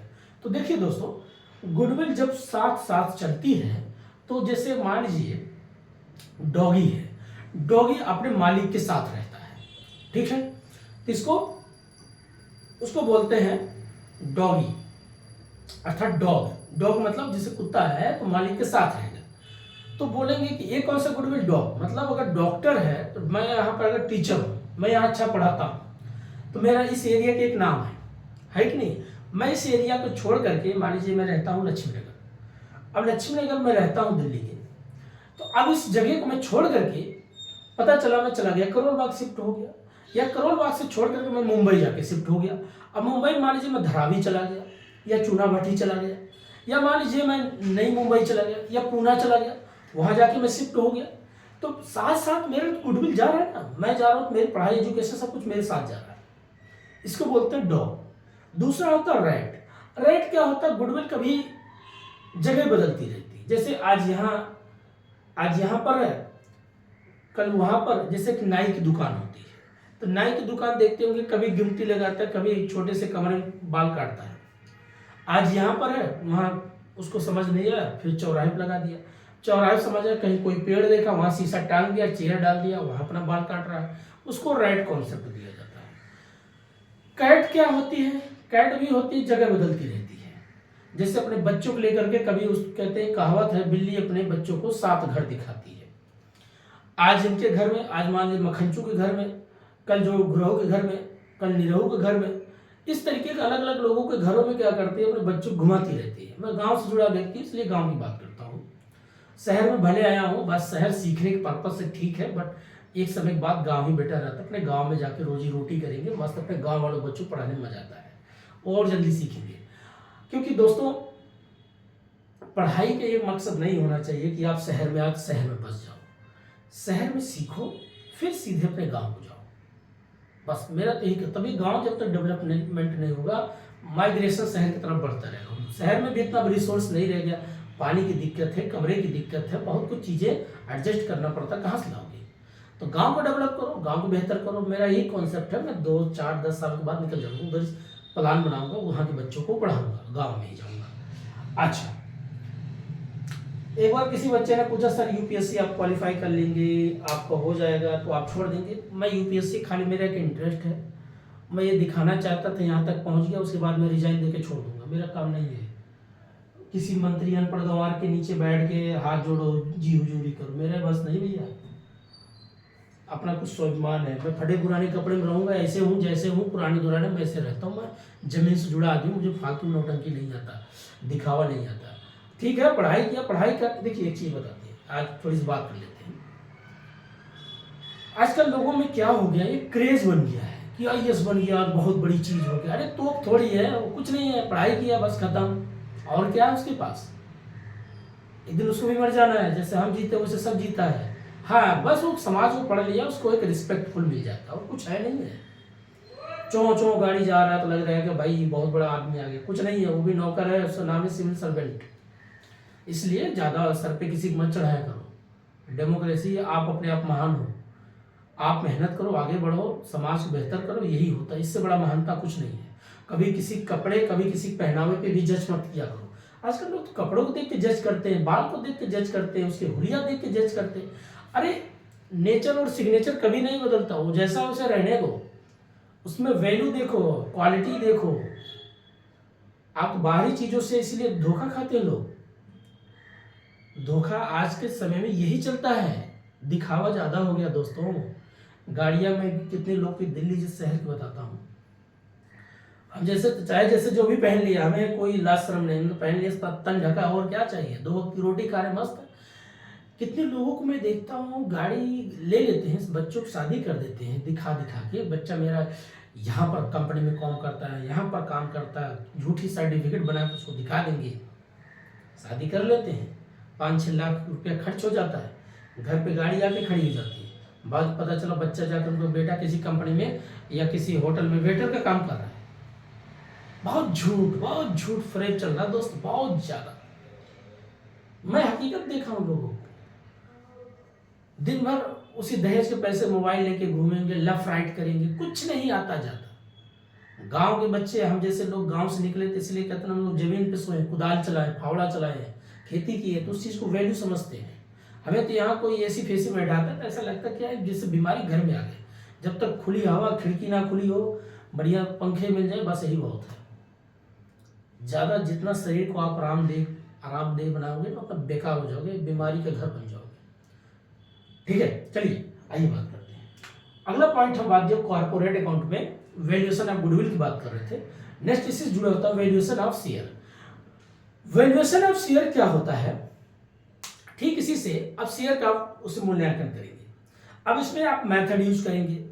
मेथड आप पता चला परचेजिंग मेथड यूज किया है, या पेमेंट मेथड यूज किया है, कंसीडर मेथड यूज किया है। तो इससे क्या होता है, वैल्यूएशन आप जो शेयर करते हैं, शेयर की बिक्री करते हैं। भाई ज़्यादा शेयर आया तो कौन सा मेथड यूज किया, कम शेयर आया तो कौन सा मेथड यूज किया, परचेजिंग मेथड क्यों नहीं लगा, परचेजिंग मेथड जगह कहीं आप तो पेमेंट मेथड यूज तो नहीं कर दिया। इस तरीके से क्या होता है, वैल्यूएशन ऑफ शेयर का भी हम मूल्यांकन करते हैं। अब अगला टॉपिक इसे पढ़ते हैं, अमलगमेशन। अमलगमेशन क्या होता है? एक होता अमलगमेशन जिसमें ए और बी मान लीजिए दो कंपनी है, एक जो है मान लीजिए कपड़े की दुकान है, बी की कपड़े की दुकान है। और जब दोनों मिल जाते हैं इसे बोलते हैं अमलगमेशन हो जाना। ए और बी मिल करके एक नाम बना दिए तो उसको बोलेंगे अमलगमेशन। कभी काल ए कंपनी है, बी कंपनी में शामिल होना चाहती है, तो उसके वो परचेज करती है, पूरा उसका जितना बैलेंस शीट का जितना भी चीजें होगा उसकी सब कुछ चीजें खरीद लेती है, एसेट्स ले लेती है, लायबिलिटी सब कुछ लेकर के अपने में शामिल कर लेती है। इसको ऑब्जर्वेशन मेथड बोलते हैं। तीसरा होता है रिकंस्ट्रक्शन, या उसको बोलते हैं रिकंस्ट्रक्शन, मतलब री माने पुनः, कंस्ट्रक्शन मतलब निर्माण करना, एक नया नाम दे देना। मान लीजिए बी नाम की कंपनी थी, कभी काल कोई आदमी का आपने देखा, मैंने एक बार आदमी देखा था, वो बहुत परेशान रहता था, बहुत जैसे, हाँ देखिए बड़ी अच्छी बात याद है, बहुत से लोगों का इतना वहम होता है कि मेरा नाम, आजकल देखते हैं बहुत जो एस्ट्रोलॉजर लोग मिलते हैं, न्यूमरोलॉजी क्या बोलते हैं, नंबर सिस्टम वगैरह को जो बैठ करके चेक करते हैं। आजकल तो पता नहीं, जब मोबाइल नंबर नहीं था तो लोगों को पता नहीं था। आज लोग कहेंगे 9 नंबर किसके लिए ठीक है, 7 नंबर किसके लिए ठीक है, 8 नंबर किसके लिए ठीक है, 6 नंबर, ये जो न्यूमरोलॉजी क्या बोलते हैं उसको, आई थिंक जो भी प्रोनाउंसिएशन में होगा तो याद करना, समझ लेना अपने तरीके से। ये लोग जो लोगों को उल्लू बनाते हैं, मैं कहना क्या चाहता हूँ, जो रिकंस्ट्रक्शन अमलगमेशन की बात कर रहा हूँ, जैसे मेरा नाम मान लीजिए रमेश है, अब किसी ने कहा रमेश नाम ठीक नहीं है, इसको चेंज करो, इसको रमेश में आप ES हटा दो। बोले क्यों? ई आपका बहुत खतरनाक चीज है, इसलिए आपका लाइफ में प्रोग्रेस नहीं हो रहा है।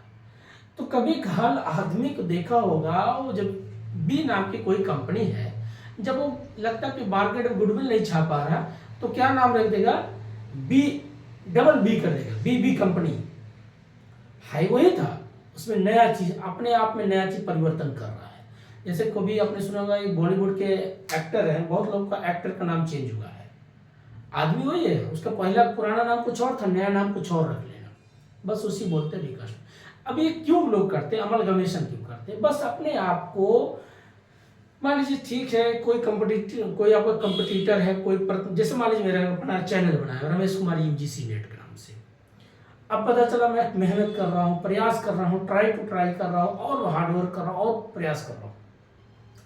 कोई बड़ी सी कंपनी है कोचिंग, उसने बोला आप मेरे साथ मेल मर्ज कर लो, तो अब मेरा क्या उसके अंडर हो गया, अब मैं उसके अंडर में काम कर रहा हूँ। तो जो मैंने गुडविल बनाया, जो मैंने कस्टमर बनाया, कस्टमर में जो स्टूडेंट पढ़ने आते थे, मेरे चैनल को देखते थे, अब लोग वहाँ सब जुड़ेंगे, तो फायदा किसका होगा, उसका होगा। अब मैं उसके लिए क्या हो गया, सब्सिडरी बन गया, और मेरे लिए क्या बन गया, होल्डिंग बन गया। इसी अमलगमेशन से जुड़ा हुआ एक चैप्टर निकल के आता है, होल्डिंग कंपनी और सब्सिडरी कंपनी। तो होल्डिंग कंपनी, सब्सिडरी कंपनी क्या, उसके पास शेयर ज्यादा होगा, भाई वो 50% है, मैं अभी 20% हूँ, तो क्या करेगा, जो 20% मेरे पास जो गुडविल है, गुडविल मतलब जो मैंने मेहनत कर रहा हूँ, जो मैंने लोगों को जोड़ा हूँ, जितने लोग देखते हैं मेरे वीडियोस को, अब ये लोग वहां पर देखेंगे। इसी बोलते holding company, subsidiary company. Subsidiary company वही जो आपका जितना मैंने एसेट्स है, लायबिलिटी है, गुडविल है, ये सब चीजें वो परचेज कर लेता, उसके अंदर में चला शामिल हो जाता हूँ। इससे जुड़ा होता है होल्डिंग कंपनी और सब्सिडरी कंपनी।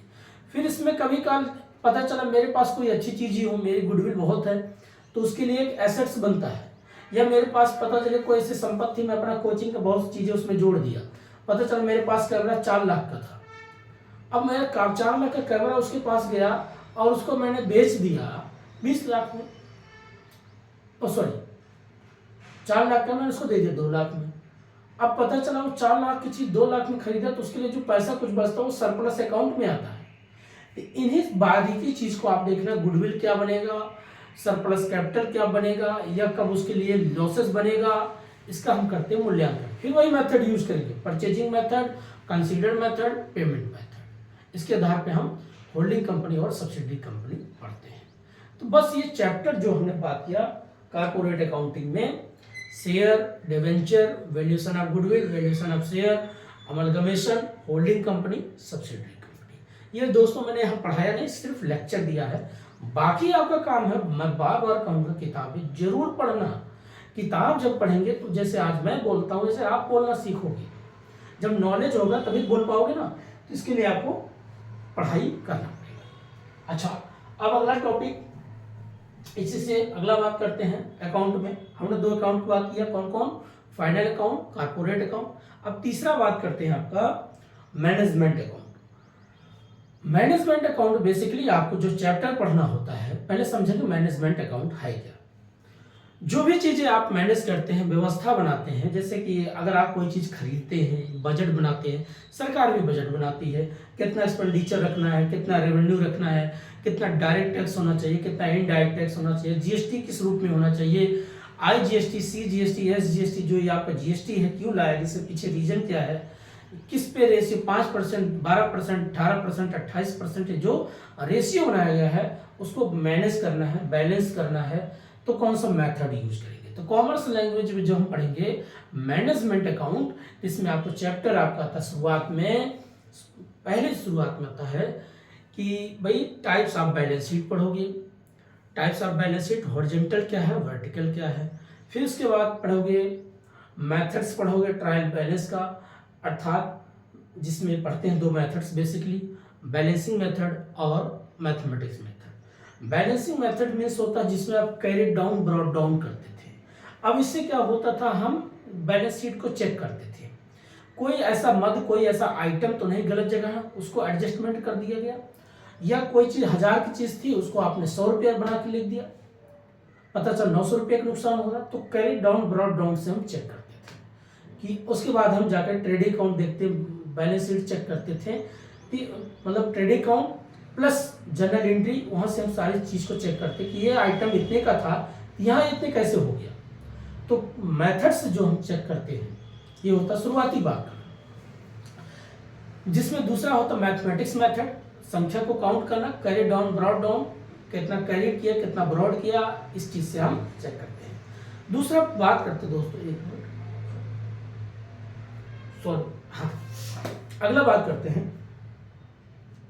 चैप्टर आता है रेशियो एनालिसिस।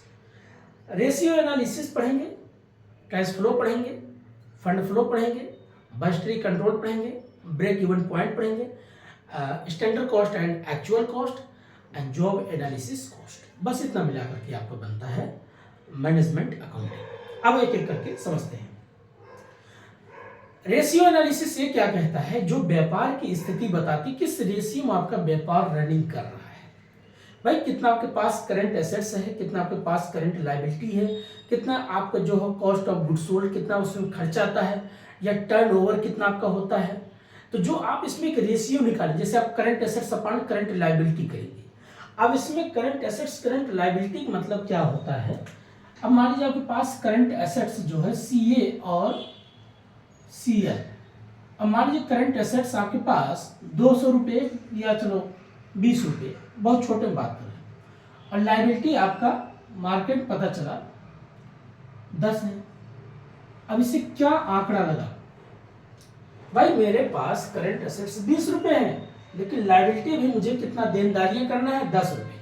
अगर current assets minus current liability करेंगे, अगर CA माइनस CL करते हैं तो हमें पता चला हमारा 20 माइनस 10 अगर आएगा तो 10 ही आएगा। तो ये क्या होता है आपका वर्किंग कैपिटल आता है, वर्किंग कैपिटल।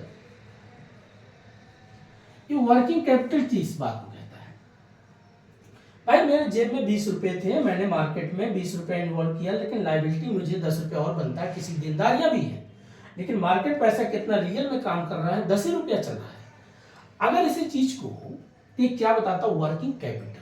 तो जब आप रेशियो निकालेंगे, अगर इन दोनों का रेशियो निकालेंगे तो करेंगे 20/10 कर दो, करंट एसेट्स अपन करंट लाइबिलिटी कर दोगे, तो 10 एक कितना 10 दूनी 20, तो आपको पता चला 2% की बात की ना, मार्केट में आपका 2 रुपये कितना। लेकिन ये जो 2 क्या दिखा रहा है, एक आपके पास ये रेशियो बता रहा है, 2 का डिफरेंस है, और लेकिन जब आप करंट एसेट्स में करंट लाइबिलिटी करेंगे 10 रुपये आ रहा है। ये क्या बताना चाहता है, ये बात समझो। ये कहता है जब भी आप व्यापार करो, कितना आपके पास मार्केट पैसा वर्किंग कर रहा है, कितना आपके पास पैसा है और कितना आपके पास पैसा नहीं है, इन्हीं का हम क्या करते हैं, अलग अलग मेथड से इसमें यूज करते हैं। जो मेथड लगाते हैं आप पढ़ेंगे, current assets upon current liability, fix assets upon fix liability, उसके बाद current liability upon current assets, इस तरीके का आपने अलग अलग पूरा मेथड्स यूज करते हैं। फिर इसे पढ़ेंगे टर्नओवर रेशियो। टर्नओवर रेशियो या टर्नओवर बोलते हैं इन्वेंटरी। टर्नओवर क्या होता है, किसी चीज को बेचने में आपका कितना खर्च आया, कॉस्ट ऑफ गुड्स सोल्ड, बिक्री करने में कितना आपका खर्च आया। जैसे कभी कल आप ऐसा तो है नहीं कि मान लीजिए कोई चीज बनाते हैं, बनाने के बाद उसको आप मार्केट बेचने ले जाते हो। भाई आप किसी भी चीज अपने घर से, मान लीजिए आपने छोटा सा कोई ढाबा खोला, चावल बना लिया, पनीर बना लिया, चाप बना लिया, रोटी बना लिया, सब्जी बना लिया, सब कुछ अलग अलग टब में रख लिया। आप अपने गाड़ी में किसी भी चीज में व्हीकल में लाद करके आप मार्केट में ले जाते हो 10 किलोमीटर 20 किलोमीटर, तो उस वस्तु को बना के फिर गाड़ी में लाद के जब बेचने ले जाते हैं, फिर वहां कोई ठिया जगह होता है, वहां भी आप किसी को रेंट देते हैं, तो उस वस्तु को बनाने से लेकर के बेचने तक का आपका जो खर्चा आता है उसी बोलते हैं cost of goods sold. Cost मतलब कितनी लागत लगी उसको बनाने में और बेचने में। ये पूरा कौन हल करता है, रेशियो एनालिसिस। रेशियो मतलब अनुपात, एनालिसिस मतलब उसमें इंटरप्रिटेशन करना, निर्वचन करना, एक एक बारीकी चीज का अध्ययन करना, ये होता आपका रेशियो एनालिसिस। अब इसमें अंदर ज्यादा नहीं जाऊंगा दोस्तों, बस बारीकी चीज का आपको बता दिया है, ठीक है। ये होता आप current assets, current liability, cost of goods sold, turnover ratio, gearing ratio, मैं हिंट कर दिया। उसके बाद बिफोर कॉस्ट, आफ्टर कॉस्ट, उसके बाद इसमें डेप्ट होगा, कभी डेप्ट मतलब उधारी लिया तो ऋण कितना होगा, लॉन्ग टर्म के ऋण पे कितना खर्चा, शॉर्ट टर्म पे कितना खर्चा, ये बेसिक चीज आपको पढ़ना पड़ता है और इसको देखना पड़ता है, ठीक है दोस्तों। दूसरे चैप्टर इसी में आपका आता है कैश फ्लो और fund flow. Cash flow means होता है किसी भी चीज का जो आपका कैश है, पैसा है। कैश फ्लो जो आप पढ़ेंगे इसका 2 मेथड लगाएंगे, डायरेक्ट मेथड और इनडायरेक्ट मेथड्स। अब इसमें क्या क्या होता है पहले बात करते हैं। देखिए बेसिक चीज, कैश फ्लो मतलब होता है जो आपके पास पैसा है, आप व्यापार करते हैं, ट्रेड करते हैं, गवर्नमेंट के पास बजट होती है, इससे आंकड़ा लगता है कि भाई कितना हमारा मार्केट पैसा फ्लो कर रहा है, रोकड़ प्रवाह कितना चल रहा है। इसमें आप पढ़ते होंगे ऑपरेटिंग, इन्वेस्टिंग, फाइनेंसिंग। अब क्या है, पहले मैं शुरुआत समझता हूँ फाइनेंसिंग। जब भी आप कोई व्यापार करेंगे सबसे पहले आपके पास क्या होना चाहिए, फाइनेंस होना चाहिए, पैसा होना चाहिए।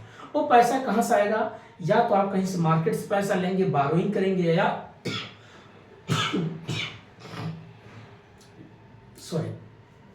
या डेब्ट करेंगे, उधारी लेंगे। जो आपके पास पैसा आता है उसको बोलते हैं फाइनेंस। जब आपके पास पैसा आ जाता है तो पैसा कहां से आएगा, इक्विटी शेयर से हो गया, प्रेफरेंस शेयर से हो गया, या इशू ऑफ शेयर हो गया, या आप बारोइंग करते हैं, या इक्विटी, पैसा आपके पास हो गया। फिर उस पैसों का आप कहीं न कहीं इन्वेस्टमेंट करते हैं। तो जब इन्वेस्टमेंट करेंगे, कोई व्यापार करेंगे, तो वहां पर ट्रेड करेंगे तो सेल्स होगा, परचेज होगा, इंपोर्ट होगा, एक्सपोर्ट होगा, ठीक। फिर उसी चीज को आप इन्वेस्टमेंट को जब आप करते हैं तो उसको ऑपरेट करते, चलाने के लिए भाई आपको कस्टमर को देखना है, डिमांड को देखना, प्रोडक्शन को देखना है, टैक्स रूल को देखना है, डायरेक्ट खर्चे को देखना है, इनडायरेक्ट खर्चे को देखना है, ढुलाई खर्चे को देखना, उसको जो मेंटेन करने के लिए आप बनाते हैं ऑपरेटिंग एक्टिविटीज। यही प्रोसेस होता है आपका कैश फ्लो का, जिसमें आप पढ़ते हैं, बहुत लोग उल्टा पढ़ते हैं, मैं इसे बता देता हूं। पहले फाइनेंसिंग, इन्वेस्टिंग, ऑपरेटिंग, ये होता है आपका डायरेक्ट मेथड। एक होता है इनडायरेक्ट मेथड। इनडायरेक्ट मेथड लोग क्या करते हैं, पहले जितना आपका नेट प्रॉफिट है उसको रख लेते हैं, उसके बाद जितना खर्चा होता है उसको जोड़ते हैं, जो आपका लॉस होता है उसको घटाते हैं, फिर आपका निकालेंगे ऑपरेटिंग, फिर निकालेंगे इन्वेस्टिंग। इन्वेस्टिंग का मतलब फिर वही करेंगे कितना आपका इन्वेस्टमेंट है, कितना खर्चा आया, कितना प्रॉफिट हुआ, जो होगा उसको जोड़ेंगे, बाकी घटा देंगे। फिर फाइनेंसिंग, कितना आपका एक्सपेंडिचर हुआ, कितना आपका बारोइंग हुआ, उसको घटा देंगे। तो दो तरीके से लोग अपना निकालते हैं, बट मेरा जो मेथड मैंने बोला फाइनेंसिंग, इन्वेस्टिंग, ऑपरेटिंग, ये तीन चीजें हैं। मैं जो टर्म बोलता हूँ उसको आप किताब पे देखिएगा, आपका दिमाग तुरंत चलेगा हाँ ये टर्म मैंने कभी सुना है। ठीक है, दूसरा टॉपिक का बात करते हैं fund flow. Fund flow means होता है कोष प्रवाह। ये तो था कैश की बात हुआ, रुपए की बात, अब हो रहा कोष प्रवाह। कोष प्रवाह मतलब कोई आप फंड बनाते हैं, कोई बिजनेस करते हैं, तो वहां पर आपको तीन चीजें पढ़ना होता है। पहला होता है आपका फंड फ्लो स्टेटमेंट, उसके बाद आप पढ़ते हैं वर्किंग कैपिटल, तीसरा पढ़ते हैं आपका प्रॉफिट एंड लॉस, वर्किंग है जिसको फंड फ्लो स्टेटमेंट। अब देखिए क्या, पहले समझते हैं fund flow statement. Fund flow statement में आप पढ़ेंगे बेसिकली 2 पॉइंट को, एक होगा आपका सोर्सेस, एक होगा एप्लीकेशन। सोर्स मीन्स होता है कहाँ कहाँ से पैसा आप प्राप्त करते हैं। अगर मान लीजिए मैंने कोई वस्तु बेचा तो मेरे पास पैसा आया, कोई वस्तु खरीदा मेरे पास से पैसा चला गया। तो ये बेसिक चीज दो होता है, एक सोर्स और एक एप्लीकेशन। पैसा कहाँ से आएगा और पैसा कहाँ पर जाएगा, ये होता है फंड फ्लो स्टेटमेंट। तो सोर्स अगर ज्यादा है एप्लीकेशन कम है तो आपका ठीक है, अगर आपका सोर्स कम है एप्लीकेशन ज्यादा है तो बिजनेस ठीक नहीं है। ये बेसिक आपका फंड की बात कर रहा है। दूसरा पढ़ते हैं वर्किंग कैपिटल। वर्किंग कैपिटल बार बार वही चीज, करंट एसेट्स और करंट लायबिलिटी। अब इसमें हम देखते हैं पिछले साल अगर मान लीजिए मेरे पास करंट एसेट्स मान लीजिए 10,000 थी, इस साल मेरे पास 20,000 है, तो मेरा कितना इंक्रीज हुआ पिछले साल से इस साल में। तो पिछले साल अगर 10,000 थी, इस साल हमारे पास 20,000 हो गया, तो मतलब 10,000 इंक्रीज हुआ। अगर पिछले साल वर्क मान लीजिए मेरे पास करंट एसेट्स 20,000 थी और इस साल हमने 10,000 अर्निंग किया, तो कितने घटा हो गया 10,000। तो जब इंक्रीज होगा तो प्लस होगा वर्किंग कैपिटल, डिक्रीज होगा तो माइनस होगा। अब दूसरा चीज इसमें आपका आता है करंट लायबिलिटी। पिछले साल मान लीजिए मैंने उधारी चुकाया था 5,000 था, मैं 5,000 उधारी था, इस साल मेरे पास उधारी कितना हो गया 10,000, तो मेरा कितने घाटा हो गया 5,000 से 10,000। तो क्या पिछले साल मुझे 5,000 देना था और इस साल आपकी 10,000 देना है, तो आपको लगेगा 5,000 मुझे एक्स्ट्रा देना पड़ेगा। आपके व्यापार पे क्या प्रभाव पड़ेगा, व्यापार डिक्रीज में जाएगा कि इंक्रीज में जाएगा, तो ये डिक्रीज में जाएगा क्योंकि आपकी लायबिलिटी बढ़ गई। पिछले साल अगर मान लीजिए आपकी लायबिलिटी 10,000 थी, इस साल आपको 5,000 देना, तो इससे आपके व्यापार की स्थिति क्या होगी, आप उधारी कम हो, भाई पिछले साल 10,000 थी, इस साल हमें 5,000 देना है, इससे क्या फर्क पड़ा, आपको 5,000 देना है, तो इससे क्या हुआ 5,000 कम हुआ। तो जब कम हुआ तो डिक्रीज हुआ कि इंक्रीज हुआ, ये इंक्रीज हुआ। बहुत लोग कंफ्यूज होते हैं, कब डिक्रीज समझेंगे कब इंक्रीज समझेंगे, एक बार फिर से बता देते हैं, बहुत लोग कंफ्यूज हो जाते हैं। देखिए करंट एसेट्स और करंट लायबिलिटी, पहले इस चीज को करंट एसेट्स क्या होता है, जैसे आपके पास बैंक है, कैश है, ये आपके गोल्ड है, ये सब आपका है, जिसको हम तुरंत क्विक एसेट्स बना सकते हैं, जिसको हम लिक्विड में इसको चेंज कर देते हैं। भाई अगर सोने की घड़ी मेरे पास है, मैं किसी सोनार के पास गया, उसको रखा कैश ले लिया, या बैंक में गया वहां गोल्ड रखा पैसा ले लिया, लिक्विड एसेट्स है। अगर मेरे पास करंट एसेट्स, पिछले साल मैंने व्यापार किया, मेरे पास कैश, पिछले साल मान लीजिए मैं बात करूं 2022 और 23 और 24 की बात करते हैं, 23 और 24 मान 24 की बात करते हैं, 24 से मैं पिछले साल मेरे पास 10 करोड़ था, अर्निंग किया। अब करोड़ों की बात करेंगे भाई, भले जेब में 1 रुपया ना हो, आइए 10 करोड़ की हमने अर्निंग किया था, ठीक। इस साल 2025 में पता चला मैंने कितना अर्निंग किया 5 करोड़ का। कहेंगे भाई ये क्या हाल है, तो क्या मेरा व्यापार पे क्या प्रभाव पड़ा, मेरा व्यापार पिछले साल 10 करोड़ कमाया था, अब इस साल मैंने 5 करोड़ कमाया, तो इंक्रीज हुआ डिक्रीज हुआ, ये तो सीधे दिख रहा भैया, ये डिक्रीज अवस्था में, आपकी व्यापार की अवस्था डिक्रीज में आ गया, अर्थात घट गया, ठीक। ये होता आपका करंट एसेट्स। तो वर्किंग कैपिटल में क्या होगा, वर्किंग कैपिटल बढ़ा घटा, तो घट गया, अच्छा, करंट एसेट्स हमारा घट गया तो वर्किंग कैपिटल भी घटेगा। अब इसी चीज को आप समझो करंट लायबिलिटी। लायबिलिटी मतलब देनदारियां, देनदारी। अब देनदारी मतलब उधारी, ऐसे समझो बारी जो आप उधार लेते हो। मान लीजिए आप पिछले साल किसी को उधारी देना था, आपको 5 करोड़ देना था। 2024 में आपको 5 करोड़ देना था, आप समझो। अब 2025 में आपको सिर्फ कितना देना है? 3 करोड़ देना है। तो आप ये बताओ, पिछले साल मैं उधारी था 5 करोड़, अब की मुझे देना है 3 करोड़। तो 5 करोड़ मेरा पिछले साल ज्यादा था, अब 3 करोड़ आपकी देना है, तो दोनों में फर्क कितना आ रहा है? 2 करोड़ का। तो कहने का मतलब इस साल मैंने क्या हुआ? 2 करोड़ कम किया, उधारी कम किया। जब उधारी कम किया तो इसका मतलब मेरा व्यापार बढ़ेगा घटेगा? बढ़ेगा। वर्किंग कैपिटल बढ़ेगा घटेगा? बढ़ेगा। अब इसी चीज को पलट दो। पिछले साल मान लीजिए मुझे 3 करोड़ उधार देना था और इस साल मुझे 5 करोड़ देना है, तो व्यापार पे क्या इम्पैक्ट पड़ेगा? पिछले साल 3, अब की 5 देना है, तो मतलब मुझे 2 करोड़ और एक्स्ट्रा देना है, तो व्यापार पे क्या प्रभाव पड़ेगा? व्यापार आगे बढ़ेगा पीछे जाएगा? पीछे जाएगा। वर्किंग कैपिटल घटेगा बढ़ेगा? घटेगा। यही बारीकी चीज को बोलते हैं वर्किंग कैपिटल स्टेटमेंट। ठीक है दोस्तों, तो ये टर्म होता है, इसको समझना बहुत जरूरी होता है। तो statement of fund flow, statement of working capital और statement profit and loss. Profit and loss उसमें कुछ नहीं होता है, बेसिक चीज वही देखना पड़ेगा, कितना आपका सोर्स हुआ, कितना आपके पास पैसा आया, कितना आपके पास खर्च हुआ। ये बेसिक चीज आप जब स्टेटमेंट बनाते हैं तो वहां की बात करता है। तो एक तरफ वर्किंग कैपिटल, एक तरफ आपका एप्लीकेशन, एक तरफ आपका सोर्स, ये होता है आपका फंड फ्लो स्टेटमेंट। ठीक है दोस्तों, नेक्स्ट टॉपिक अगला इसी बात करते हैं। अगला चैप्टर आपका आता है स्टैंडर्ड कॉस्ट और actual cost. Standard cost actual cost क्या होता है? देखिए मैनेजमेंट में स्टैंडर्ड कॉस्ट क्या कहता है, जगह इसलिए कम दोस्तों, काफी टर्म में लिखा है इसलिए इतने समझाते हैं आपको। ऐसे समझो, सपोज करिए कोई गांव का बच्चा रामू है, ठीक है। रामू आता है, उसको दिल्ली में पढ़ाई करना है। अपने पिताजी से बोलता, पिताजी मुझे 2 साल लग जाएगा, यूपीएससी तैयारी करना है और मुझे कम से कम 2 लाख खर्च आएगा।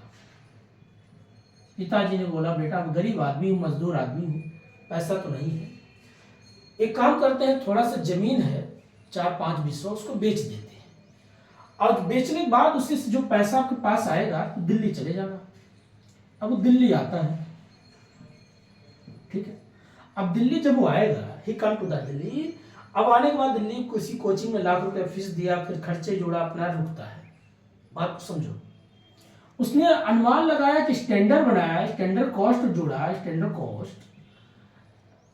अब स्टैंडर्ड कॉस्ट उसने ये जोड़ा कि भाई मेरा 2 लाख में काम बन जाएगा, ठीक है। लेकिन गवर्नमेंट के पॉलिसी चेंज हुआ, टैक्स और ज्यादा बढ़ा दिया, खर्चा ज्यादा बढ़ गया। अब पता चला वो 2 लाख के बजाय उसका 2,25,000 में खर्चा पूरा नहीं हो पा रहा है। अब उसको इतना 25,000 और एक्स्ट्रा चाहिए। पिताजी को कॉल करता है, पिताजी कुछ और पैसे व्यवस्था करो, ना तो कोचिंग छोड़ना पड़ जाएगा, घर आना पड़ जाएगा। पिताजी परेशान, अब करे तो क्या करें। अब उन्होंने जो स्टैंडर्ड कॉस्ट बनाया था 2 लाख का, अब यहाँ उसको 2,25,000 हो रहा खर्चा। 25,000 उसका एक्स्ट्रा जो कॉस्ट बढ़ रहा है, वो क्यों बढ़ रहा है? इन्हीं का हम अध्ययन करते हैं, स्टैंडर्ड कॉस्ट और एक्चुअल कॉस्ट। लेकिन अब कैसे पता चला? उसने जब स्टैंडर्ड बनाया 2 लाख का, लेकिन एक्चुअल में खर्चा कितना आ गया? एक्यू कितना आ रहा है, एक्चुअल कॉस्ट कितना आ रहा है? 2,25,000। तो ये जो 25,000 एक्स्ट्रा बढ़ा, क्या उसके लिए फेरिएबल हुआ कि इनफेरिएबल हुआ? अर्थात उसके लिए उचित हुआ कि अनुचित हुआ? तो बोला भैया ये तो अनुचित है, ये तो ठीक नहीं है, ये मेरा फेवर में बात नहीं हुआ, ये तो मेरे लिए अनफेवर में बात हुआ। तो जो है अनफेवर हुआ 25,000, इसको आप क्या करते हो? कैलकुलेशन करते हो। इसी कैलकुलेशन जब करने के लिए तो मटेरियल, लेबर, ओवरहेड, इसमें 3 टर्म को आप पढ़ते हैं। हो सकता है यहाँ की कॉस्ट बढ़ गई, बिल्डिंग का रेंट का किराया बढ़ गया, पानी का खर्चा बढ़ गया, साग सब्जी का खर्चा बढ़ गया, मटेरियल की बात हो गया। लेबर की बात हो गया, हो सकता है दिल्ली जैसे शहर में लोग रहते हैं या मुंबई जैसे शहर में रहते हैं, यहाँ पर पता चला कोचिंग की जो लेबर है वहाँ काम कर रहे हैं उनकी चार्ज बढ़ गई, उनकी सैलरी बढ़ी, उनके वेजेस बढ़ गया, उसका इम्पैक्ट बच्चों पर डाल दिया गया। ये होता है मटेरियल लेबर है। दूसरा तीसरा पढ़ते ओवरहेड। ओवरहेड मतलब उपरिव्यय खर्चा। पता चला जो नोट्स आप कोचिंग वाले बोले कि 1 लाख में देंगे सब कुछ कंबाइंड, अब बोल रहे नहीं भैया कम से कम 1.25 लाख पड़ जाएगा, कम से कम 1,10,000 रुपया तो दो, 10,000 और पैसा दो। बोले क्यों? बोला सरकार ने बहुत टैक्स लगा दिया है, उसको ढुलाई खर्चा बहुत आता है, प्रिंटिंग का बहुत खर्चा आता है, इंक का खर्चा बढ़ गया, लेबर का चार्ज बहुत बढ़ गया, ये हमारे लिए उपरिव्यय खर्चा हो गया। इन्हीं 3 चीज का हम क्या करते हैं इसमें स्टैंडर्ड कॉस्ट और एक्चुअल कॉस्ट में अध्ययन करते हैं। क्या अध्ययन करेंगे कि भाई स्टैंडर्ड कॉस्ट इतना था तो एक्चुअल में अगर मान लीजिए आपकी खर्चा ज्यादा दिख गया तो कैसे दिख गया। अब इसी चीज को जो खर्चा बढ़ता है तो कारण है टैक्स का रूल बढ़ जाना, सैलरी का बढ़ जाना, गवर्नमेंट का पॉलिसी चेंज हो जाना, इसका इम्पैक्ट पड़ता है। अब इसी चीज को थोड़ा और पढ़ते हैं। कभी काल आपका वेरिएबल जो होता है या अनवेरिएबल। वेरिएबल मतलब अगर 2 लाख में वो पूरा कंप्लीट कर रहा था, लेकिन पता चला गवर्नमेंट ने बनाया कि जो गांव के बच्चे हैं, जो गांव से आते हैं तैयारी करने, उनके लिए ऐसा करते हैं कुछ छूट देते हैं कि गांव का बच्चा भी पढ़ लिख करके अच्छा आदमी बन जाए तो उसके लिए कुछ डिस्काउंट करेंगे। अब वो डिस्काउंट क्या कर रहा है? बोला गया जो 2 लाख इन्होंने रामू ने सोच के आए थे दिल्ली में पढ़ाई करने, अब इनके लिए पता चला वो 1.5 लाख में काम बन गया। अब 1.5 लाख जो ये काम बन रहा है तो उनके लिए 50,000 सरप्लस हुआ कि नहीं हुआ? ये जो 50,000 इनके लिए बचत हुई, इनके लिए वेरिएबल हुआ क्या अनवेरिएबल? इनके लिए वेरिएबल हुआ। अरे भाई ये 2 लाख के सोचे थे, 50,000 सरप्लस और 1.5 लाख में काम बन गया। पता चला कोचिंग 70,000 की मिल गई, 30,000 में और काम बन गया और 50 में उनका रहना खाना हो गया, सब मिला के 1.5 लाख में काम बन गया। अब 50,000 की जो बचत आ गई 50,000, तो कहेंगे कैसे बच गया? यही चीज हो सकता है गवर्नमेंट की पॉलिसी चेंज हो गई, टैक्स और सस्ता कर दिया गया और कोचिंग की फीस और सस्ती हो गई, लोगों को सस्ता चीज प्रोवाइड हो गया, साग सब्जी सस्ता मिलने लग गया, रेंट रूम सस्ता मिल गया, इसी वजह से इनके लिए सरप्लस हो गया। इसमें क्या रूल पढ़ेंगे? हो सकता है मटेरियल सस्ता हो गया, लेबर सस्ता हो गया, ओवरहेड कॉस्ट सस्ता हो गया। ये जो चैप्टर आप पढ़ेंगे स्टैंडर्ड कॉस्ट और एक्चुअल कॉस्ट, यही सारी चीज आप पढ़ते हैं, वेरिएबल और अनवेरिएबल। तो अब नेक्स्ट टॉपिक बात करते हैं इसमें आपका break even point. Break even point अगला टॉपिक आता है। ब्रेक इवन पॉइंट मतलब क्या होता है? इसमें भी 3 पॉइंट की बात करता है। एक होता है बराबर की बात अर्थात 0, एक होता है ग्रेटर देन, एक होता है लेस देन, बस 3 पॉइंट की बात करता है। अभी क्या है इसको समझो। ब्रेक इवन पॉइंट भाई 2 रुपए की चीज थी, मैंने 2 में बेच दिया, 2 रुपए की चीज थी मैंने 1.5 रुपए में बेच दिया तो घाटा हो गया, 2 रुपए की चीज थी मैंने 3 रुपए में बेच दिया तो प्रॉफिट हो गया। Same to same standard cost actual cost से ही जुड़ा हुआ टॉपिक लगता है, बट इसमें आपका यूनिट की बात होगा, रुपए की बात होगा। यूनिट मतलब इकाई और रुपया मतलब आपके पैसे से। अब यूनिट किसी चीज की संख्या, आपने कभी पढ़ा होगा कि 10 यूनिट है कोई चीज, यूनिट मतलब संख्या है, यूनिट लिख दिया। कभी आप टैली जब पढ़ेंगे तो वहां पर आप रियल एक होता है अकाउंट विथ इन्वेंट्री, जब उसमें आप गोडाउन बनाते हैं, गोडाउन बनाएंगे और वेयर हाउस बनाते हैं तो वहाँ यूनिट पर पीस के हिसाब से, मान लीजिए कोई पीस है, मान लीजिए पेन है, अब एक पेन का दाम ये यूनिट में है 10 रुपया है, तो ये यूनिट की बात कर दिया और ये जो रुपया ये रेट की बात कर दिया, तो 10 × 1 किया 10 हो गया। अब यही 2 यूनिट है, 10 है तो कितना हो गया 20 हो गया। यहाँ पर क्या होता है, पढ़ना क्या होता है ब्रेक इवन पॉइंट में कि जब आपका यूनिट और रुपए के, तो मान लीजिए कोई चीज 2 रुपए की चीज थी, हमने 2 में ही बेच दिया तो 2 की चीज 2 में बेचा, क्या फर्क पड़ा? 0। 2 की चीज थी हमने उसको 3 में बेच दिया तो कितना हुआ? तो 1 रुपया प्रॉफिट। हमने पता चला कोई चीज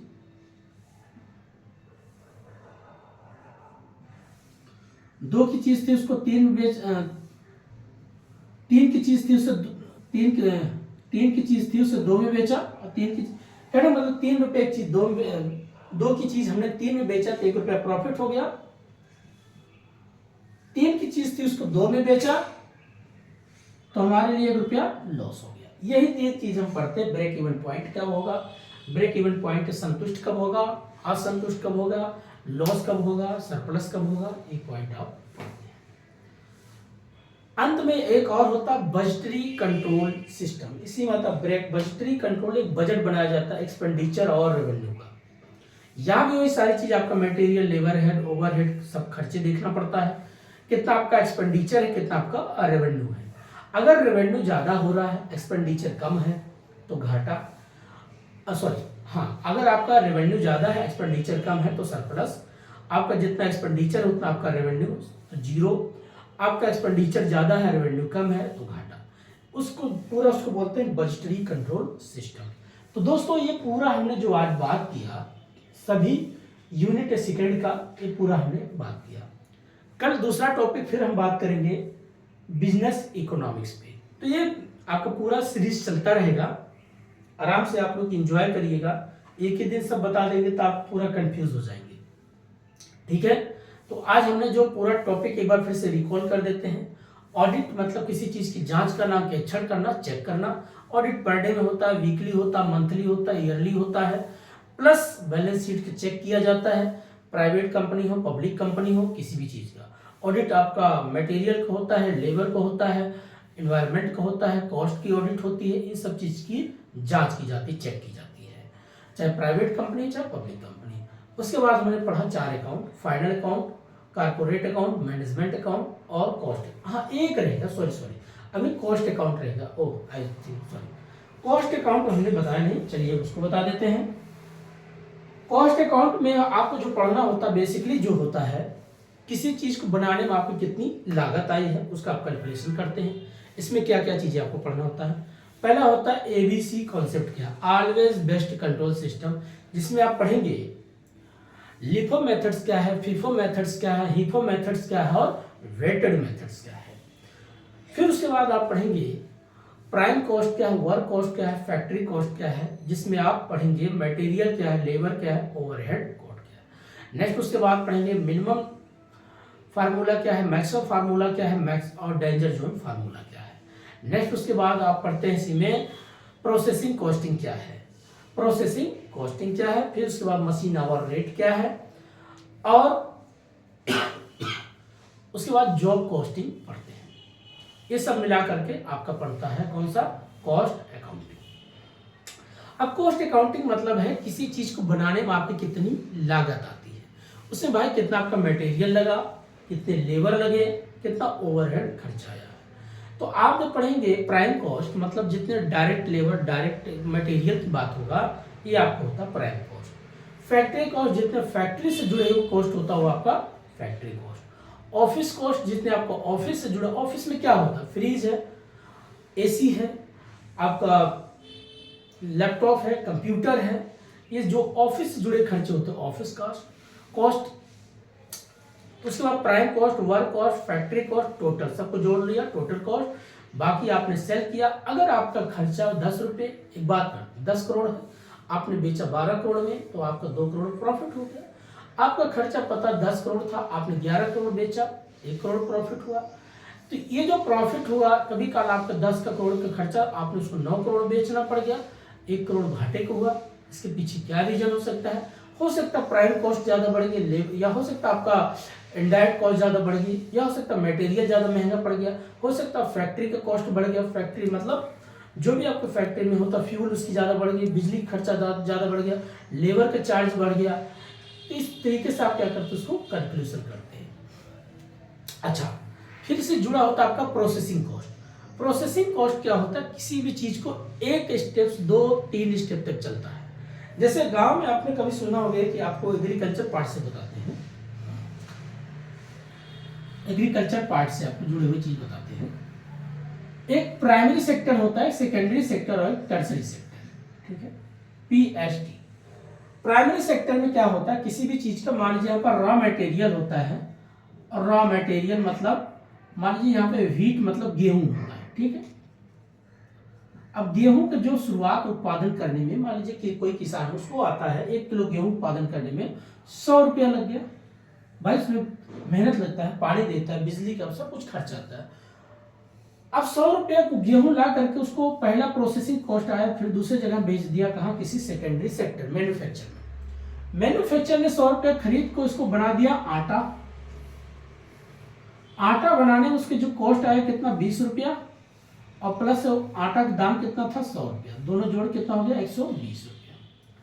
फिर इसी चीज को लेके चला गया कहाँ, सर्विस सेक्टर, सेवा क्षेत्र में। अब सेवा क्षेत्र सर्विस सेक्टर में जाएगा तो इसको मार्केट में बिक्री करना है, कस्टमर को लाना है, तो इसको करना होगा एडवर्टीजमेंट, विज्ञापन करना होगा, पैकिंग करना होगा। तो इसका खर्चा कितना आ गया 30 रुपया।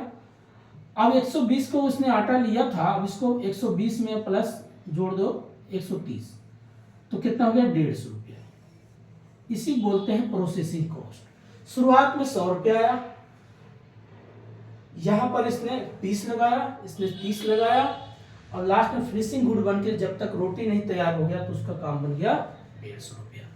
तो आप जब किसी भी चीज को बनाते हैं अलग अलग प्रोसेस से गुजरती है, उसी को बोलते हैं प्रोसेसिंग कॉस्ट। जैसे और भी है, आप खली है, आप तेल लेके जाते हैं, किसी किसान का बेटे हैं, आप खली मतलब खली वो नहीं, खली जैसे सरसों होता है, सरसों लेके जाते हैं, जब आप तेल निकालते हैं तो खली निकलता है।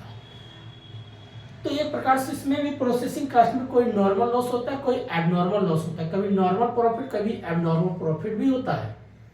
जैसे तेल आप मान सरसों लेके गए थे, उसका वजन था 10 केजी, जब आपने तेल निकाला पता चला आपको मिलता है 6 केजी, 4 केजी आपका खली निकल गया। खली बेच करके आप पैसा कमा सकते हैं। तो बोलेंगे क्या हुआ ही, जब आपका वजन किया था कितना था सरसों का 10 केजी, तेल निकाला 6 केजी, 4 केजी आपका खली हो गया। तो लेकिन यहीं पर आपका कब नॉर्मल लॉस होगा, कब एबनॉर्मल प्रॉफिट होता है। नॉर्मल लॉस हुआ भाई खली निकल गया, लेकिन पता चला जब आप उस खली को बेच देते हैं तो आप खली नहीं, खली छिलके आप उसको बेच देते हैं, पता चला उससे कुछ पैसा आपको मिल गया 300 रुपया। तो बोलेंगे ये तो फायदा हो भाई, तेल का तेल मिल गया, खली बेच के पैसा मिल गया। तो इसको बोलते हैं एबनॉर्मल प्रॉफिट। ये भी प्रोसेस से गुजरती है, किसान ने लाया सरसों, मैन्युफैक्चरिंग में ले गया, बना, फिर उस तेल को आप क्या करते हैं भाई, डिब्बे में पैक करते हैं, मार्केट में लगा देंगे, बढ़िया एक छाप देंगे, बैल कोल्हू छाप तेल। इस तरह की चीजें आप क्या करते हैं, प्रोसेसिंग कॉस्ट का अध्ययन करते हैं। दूसरा आपका LIFO method, FIFO method, HIFO method, weighted method. ये क्या होता है, LIFO last in first, FIFO first in last. FIFO method से क्या होता है, लिफो मेथड लास्ट मतलब क्या होता है, जैसे अगर आपके पास कोई ऐसी वस्तु, आप मान लीजिए सब्जी का दुकान करते हैं या फल फ्रूट्स का दुकान करते हैं, तो आप पहले क्या देखेंगे, आप ये देखेंगे मेरे पास लास्ट में क्या आया था और उसको पहले क्या बेचना है। कल का मान लीजिए 2 दिन पहले अगर आपके पास संतरा या मौसमी आपके पास है, अब आज फिर मौसमी संतरा आ गया आपके पास, तो आपको लगेगा एक काम करो, जो पुराना स्टॉक है पहले उसको बेचो। तो होता लास्ट इन फर्स्ट, एक होता फर्स्ट इन फर्स्ट। अब मान लीजिए पहले आज आप दूध का दुकान किए हैं, तो आप सोचेंगे पहले लाओ, इसको पहले बेचो, क्यों ना 4 घंटे में खराब हो जाएगा। तो इसमें ये चीज आपको मेथड यूज किया जाता है, कौन से मेथड किस मटेरियल पे यूज किया जाएगा, बस यही बारीकी चीज को आपको अध्ययन करना है। लिफो मेथड्स क्या है, फीफो मेथड्स क्या है और हिपो मेथड्स क्या है। एक होता वेटेड मेथड। वेटेड मतलब होता किसका वेट ज्यादा है। पता चला आपके घर में सोना आया, सोना पता चला एक कोने रख देंगे तो भाई उसकी वैल्यू बहुत है। अब पता चला सोने की कीमत वो 10 करोड़ का है, आपने घर में लाया, पता चला पूरा घर भर रुई भर दिया। तो वेट के हिसाब से चीजों को उसको आप क्या करते हैं, वैल्यू करते हैं, उसका बिक्री करते हैं। ये भी चीज को याद रखना है।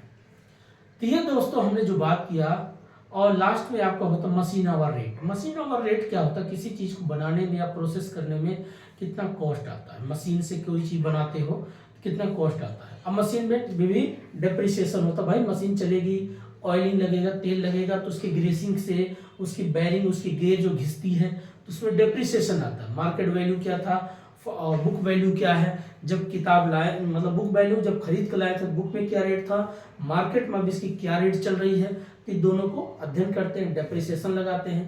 तो ये जो पूरा प्रोसेस होता है मशीन आवर रेट की बात करता है। फिर नेक्स्ट आप पढ़ते हैं कॉन्ट्रैक्ट अकाउंट। कॉन्ट्रैक्ट अकाउंट में आप पढ़ते हैं वो सर्टिफाइड ऑन अनसर्टिफाइड। जैसे आप कहीं पर ठेका लेते हो किसी चीज को बनाने में, तो वहाँ पे मटेरियल लगेगा, लेबर लगेगा, ओवरहेड लगेगा। तो यहाँ पर आप पहले 50% सर्टिफाइड हो जाता है। जैसे आप किसी का देखते होंगे, किसी कोई बिल्डिंग जो बनाता है तो पहले वो मालिक क्या करता है, आपको 50% पैसा देगा, 50 नहीं देता। क्यों बोलता, जब लास्ट पूरा बिल्डिंग फिनिशिंग कंप्लीट होगा तब पैसा देंगे। पता चला पूरा पैसा दे दिया, आप पता चला यहाँ पर काम ही ना करो कंस्ट्रक्शन का, छोड़ के किसी और का काम करना शुरू कर दो। आप लोग देखेंगे गांव में या शहर में बहुत लोग ऐसे ठेकेदार होते हैं, आएंगे शुरू में बोलेंगे ठीक है साहब आपका काम कर देंगे, आपसे पैसा पूरा ले लिए, काम नहीं किए।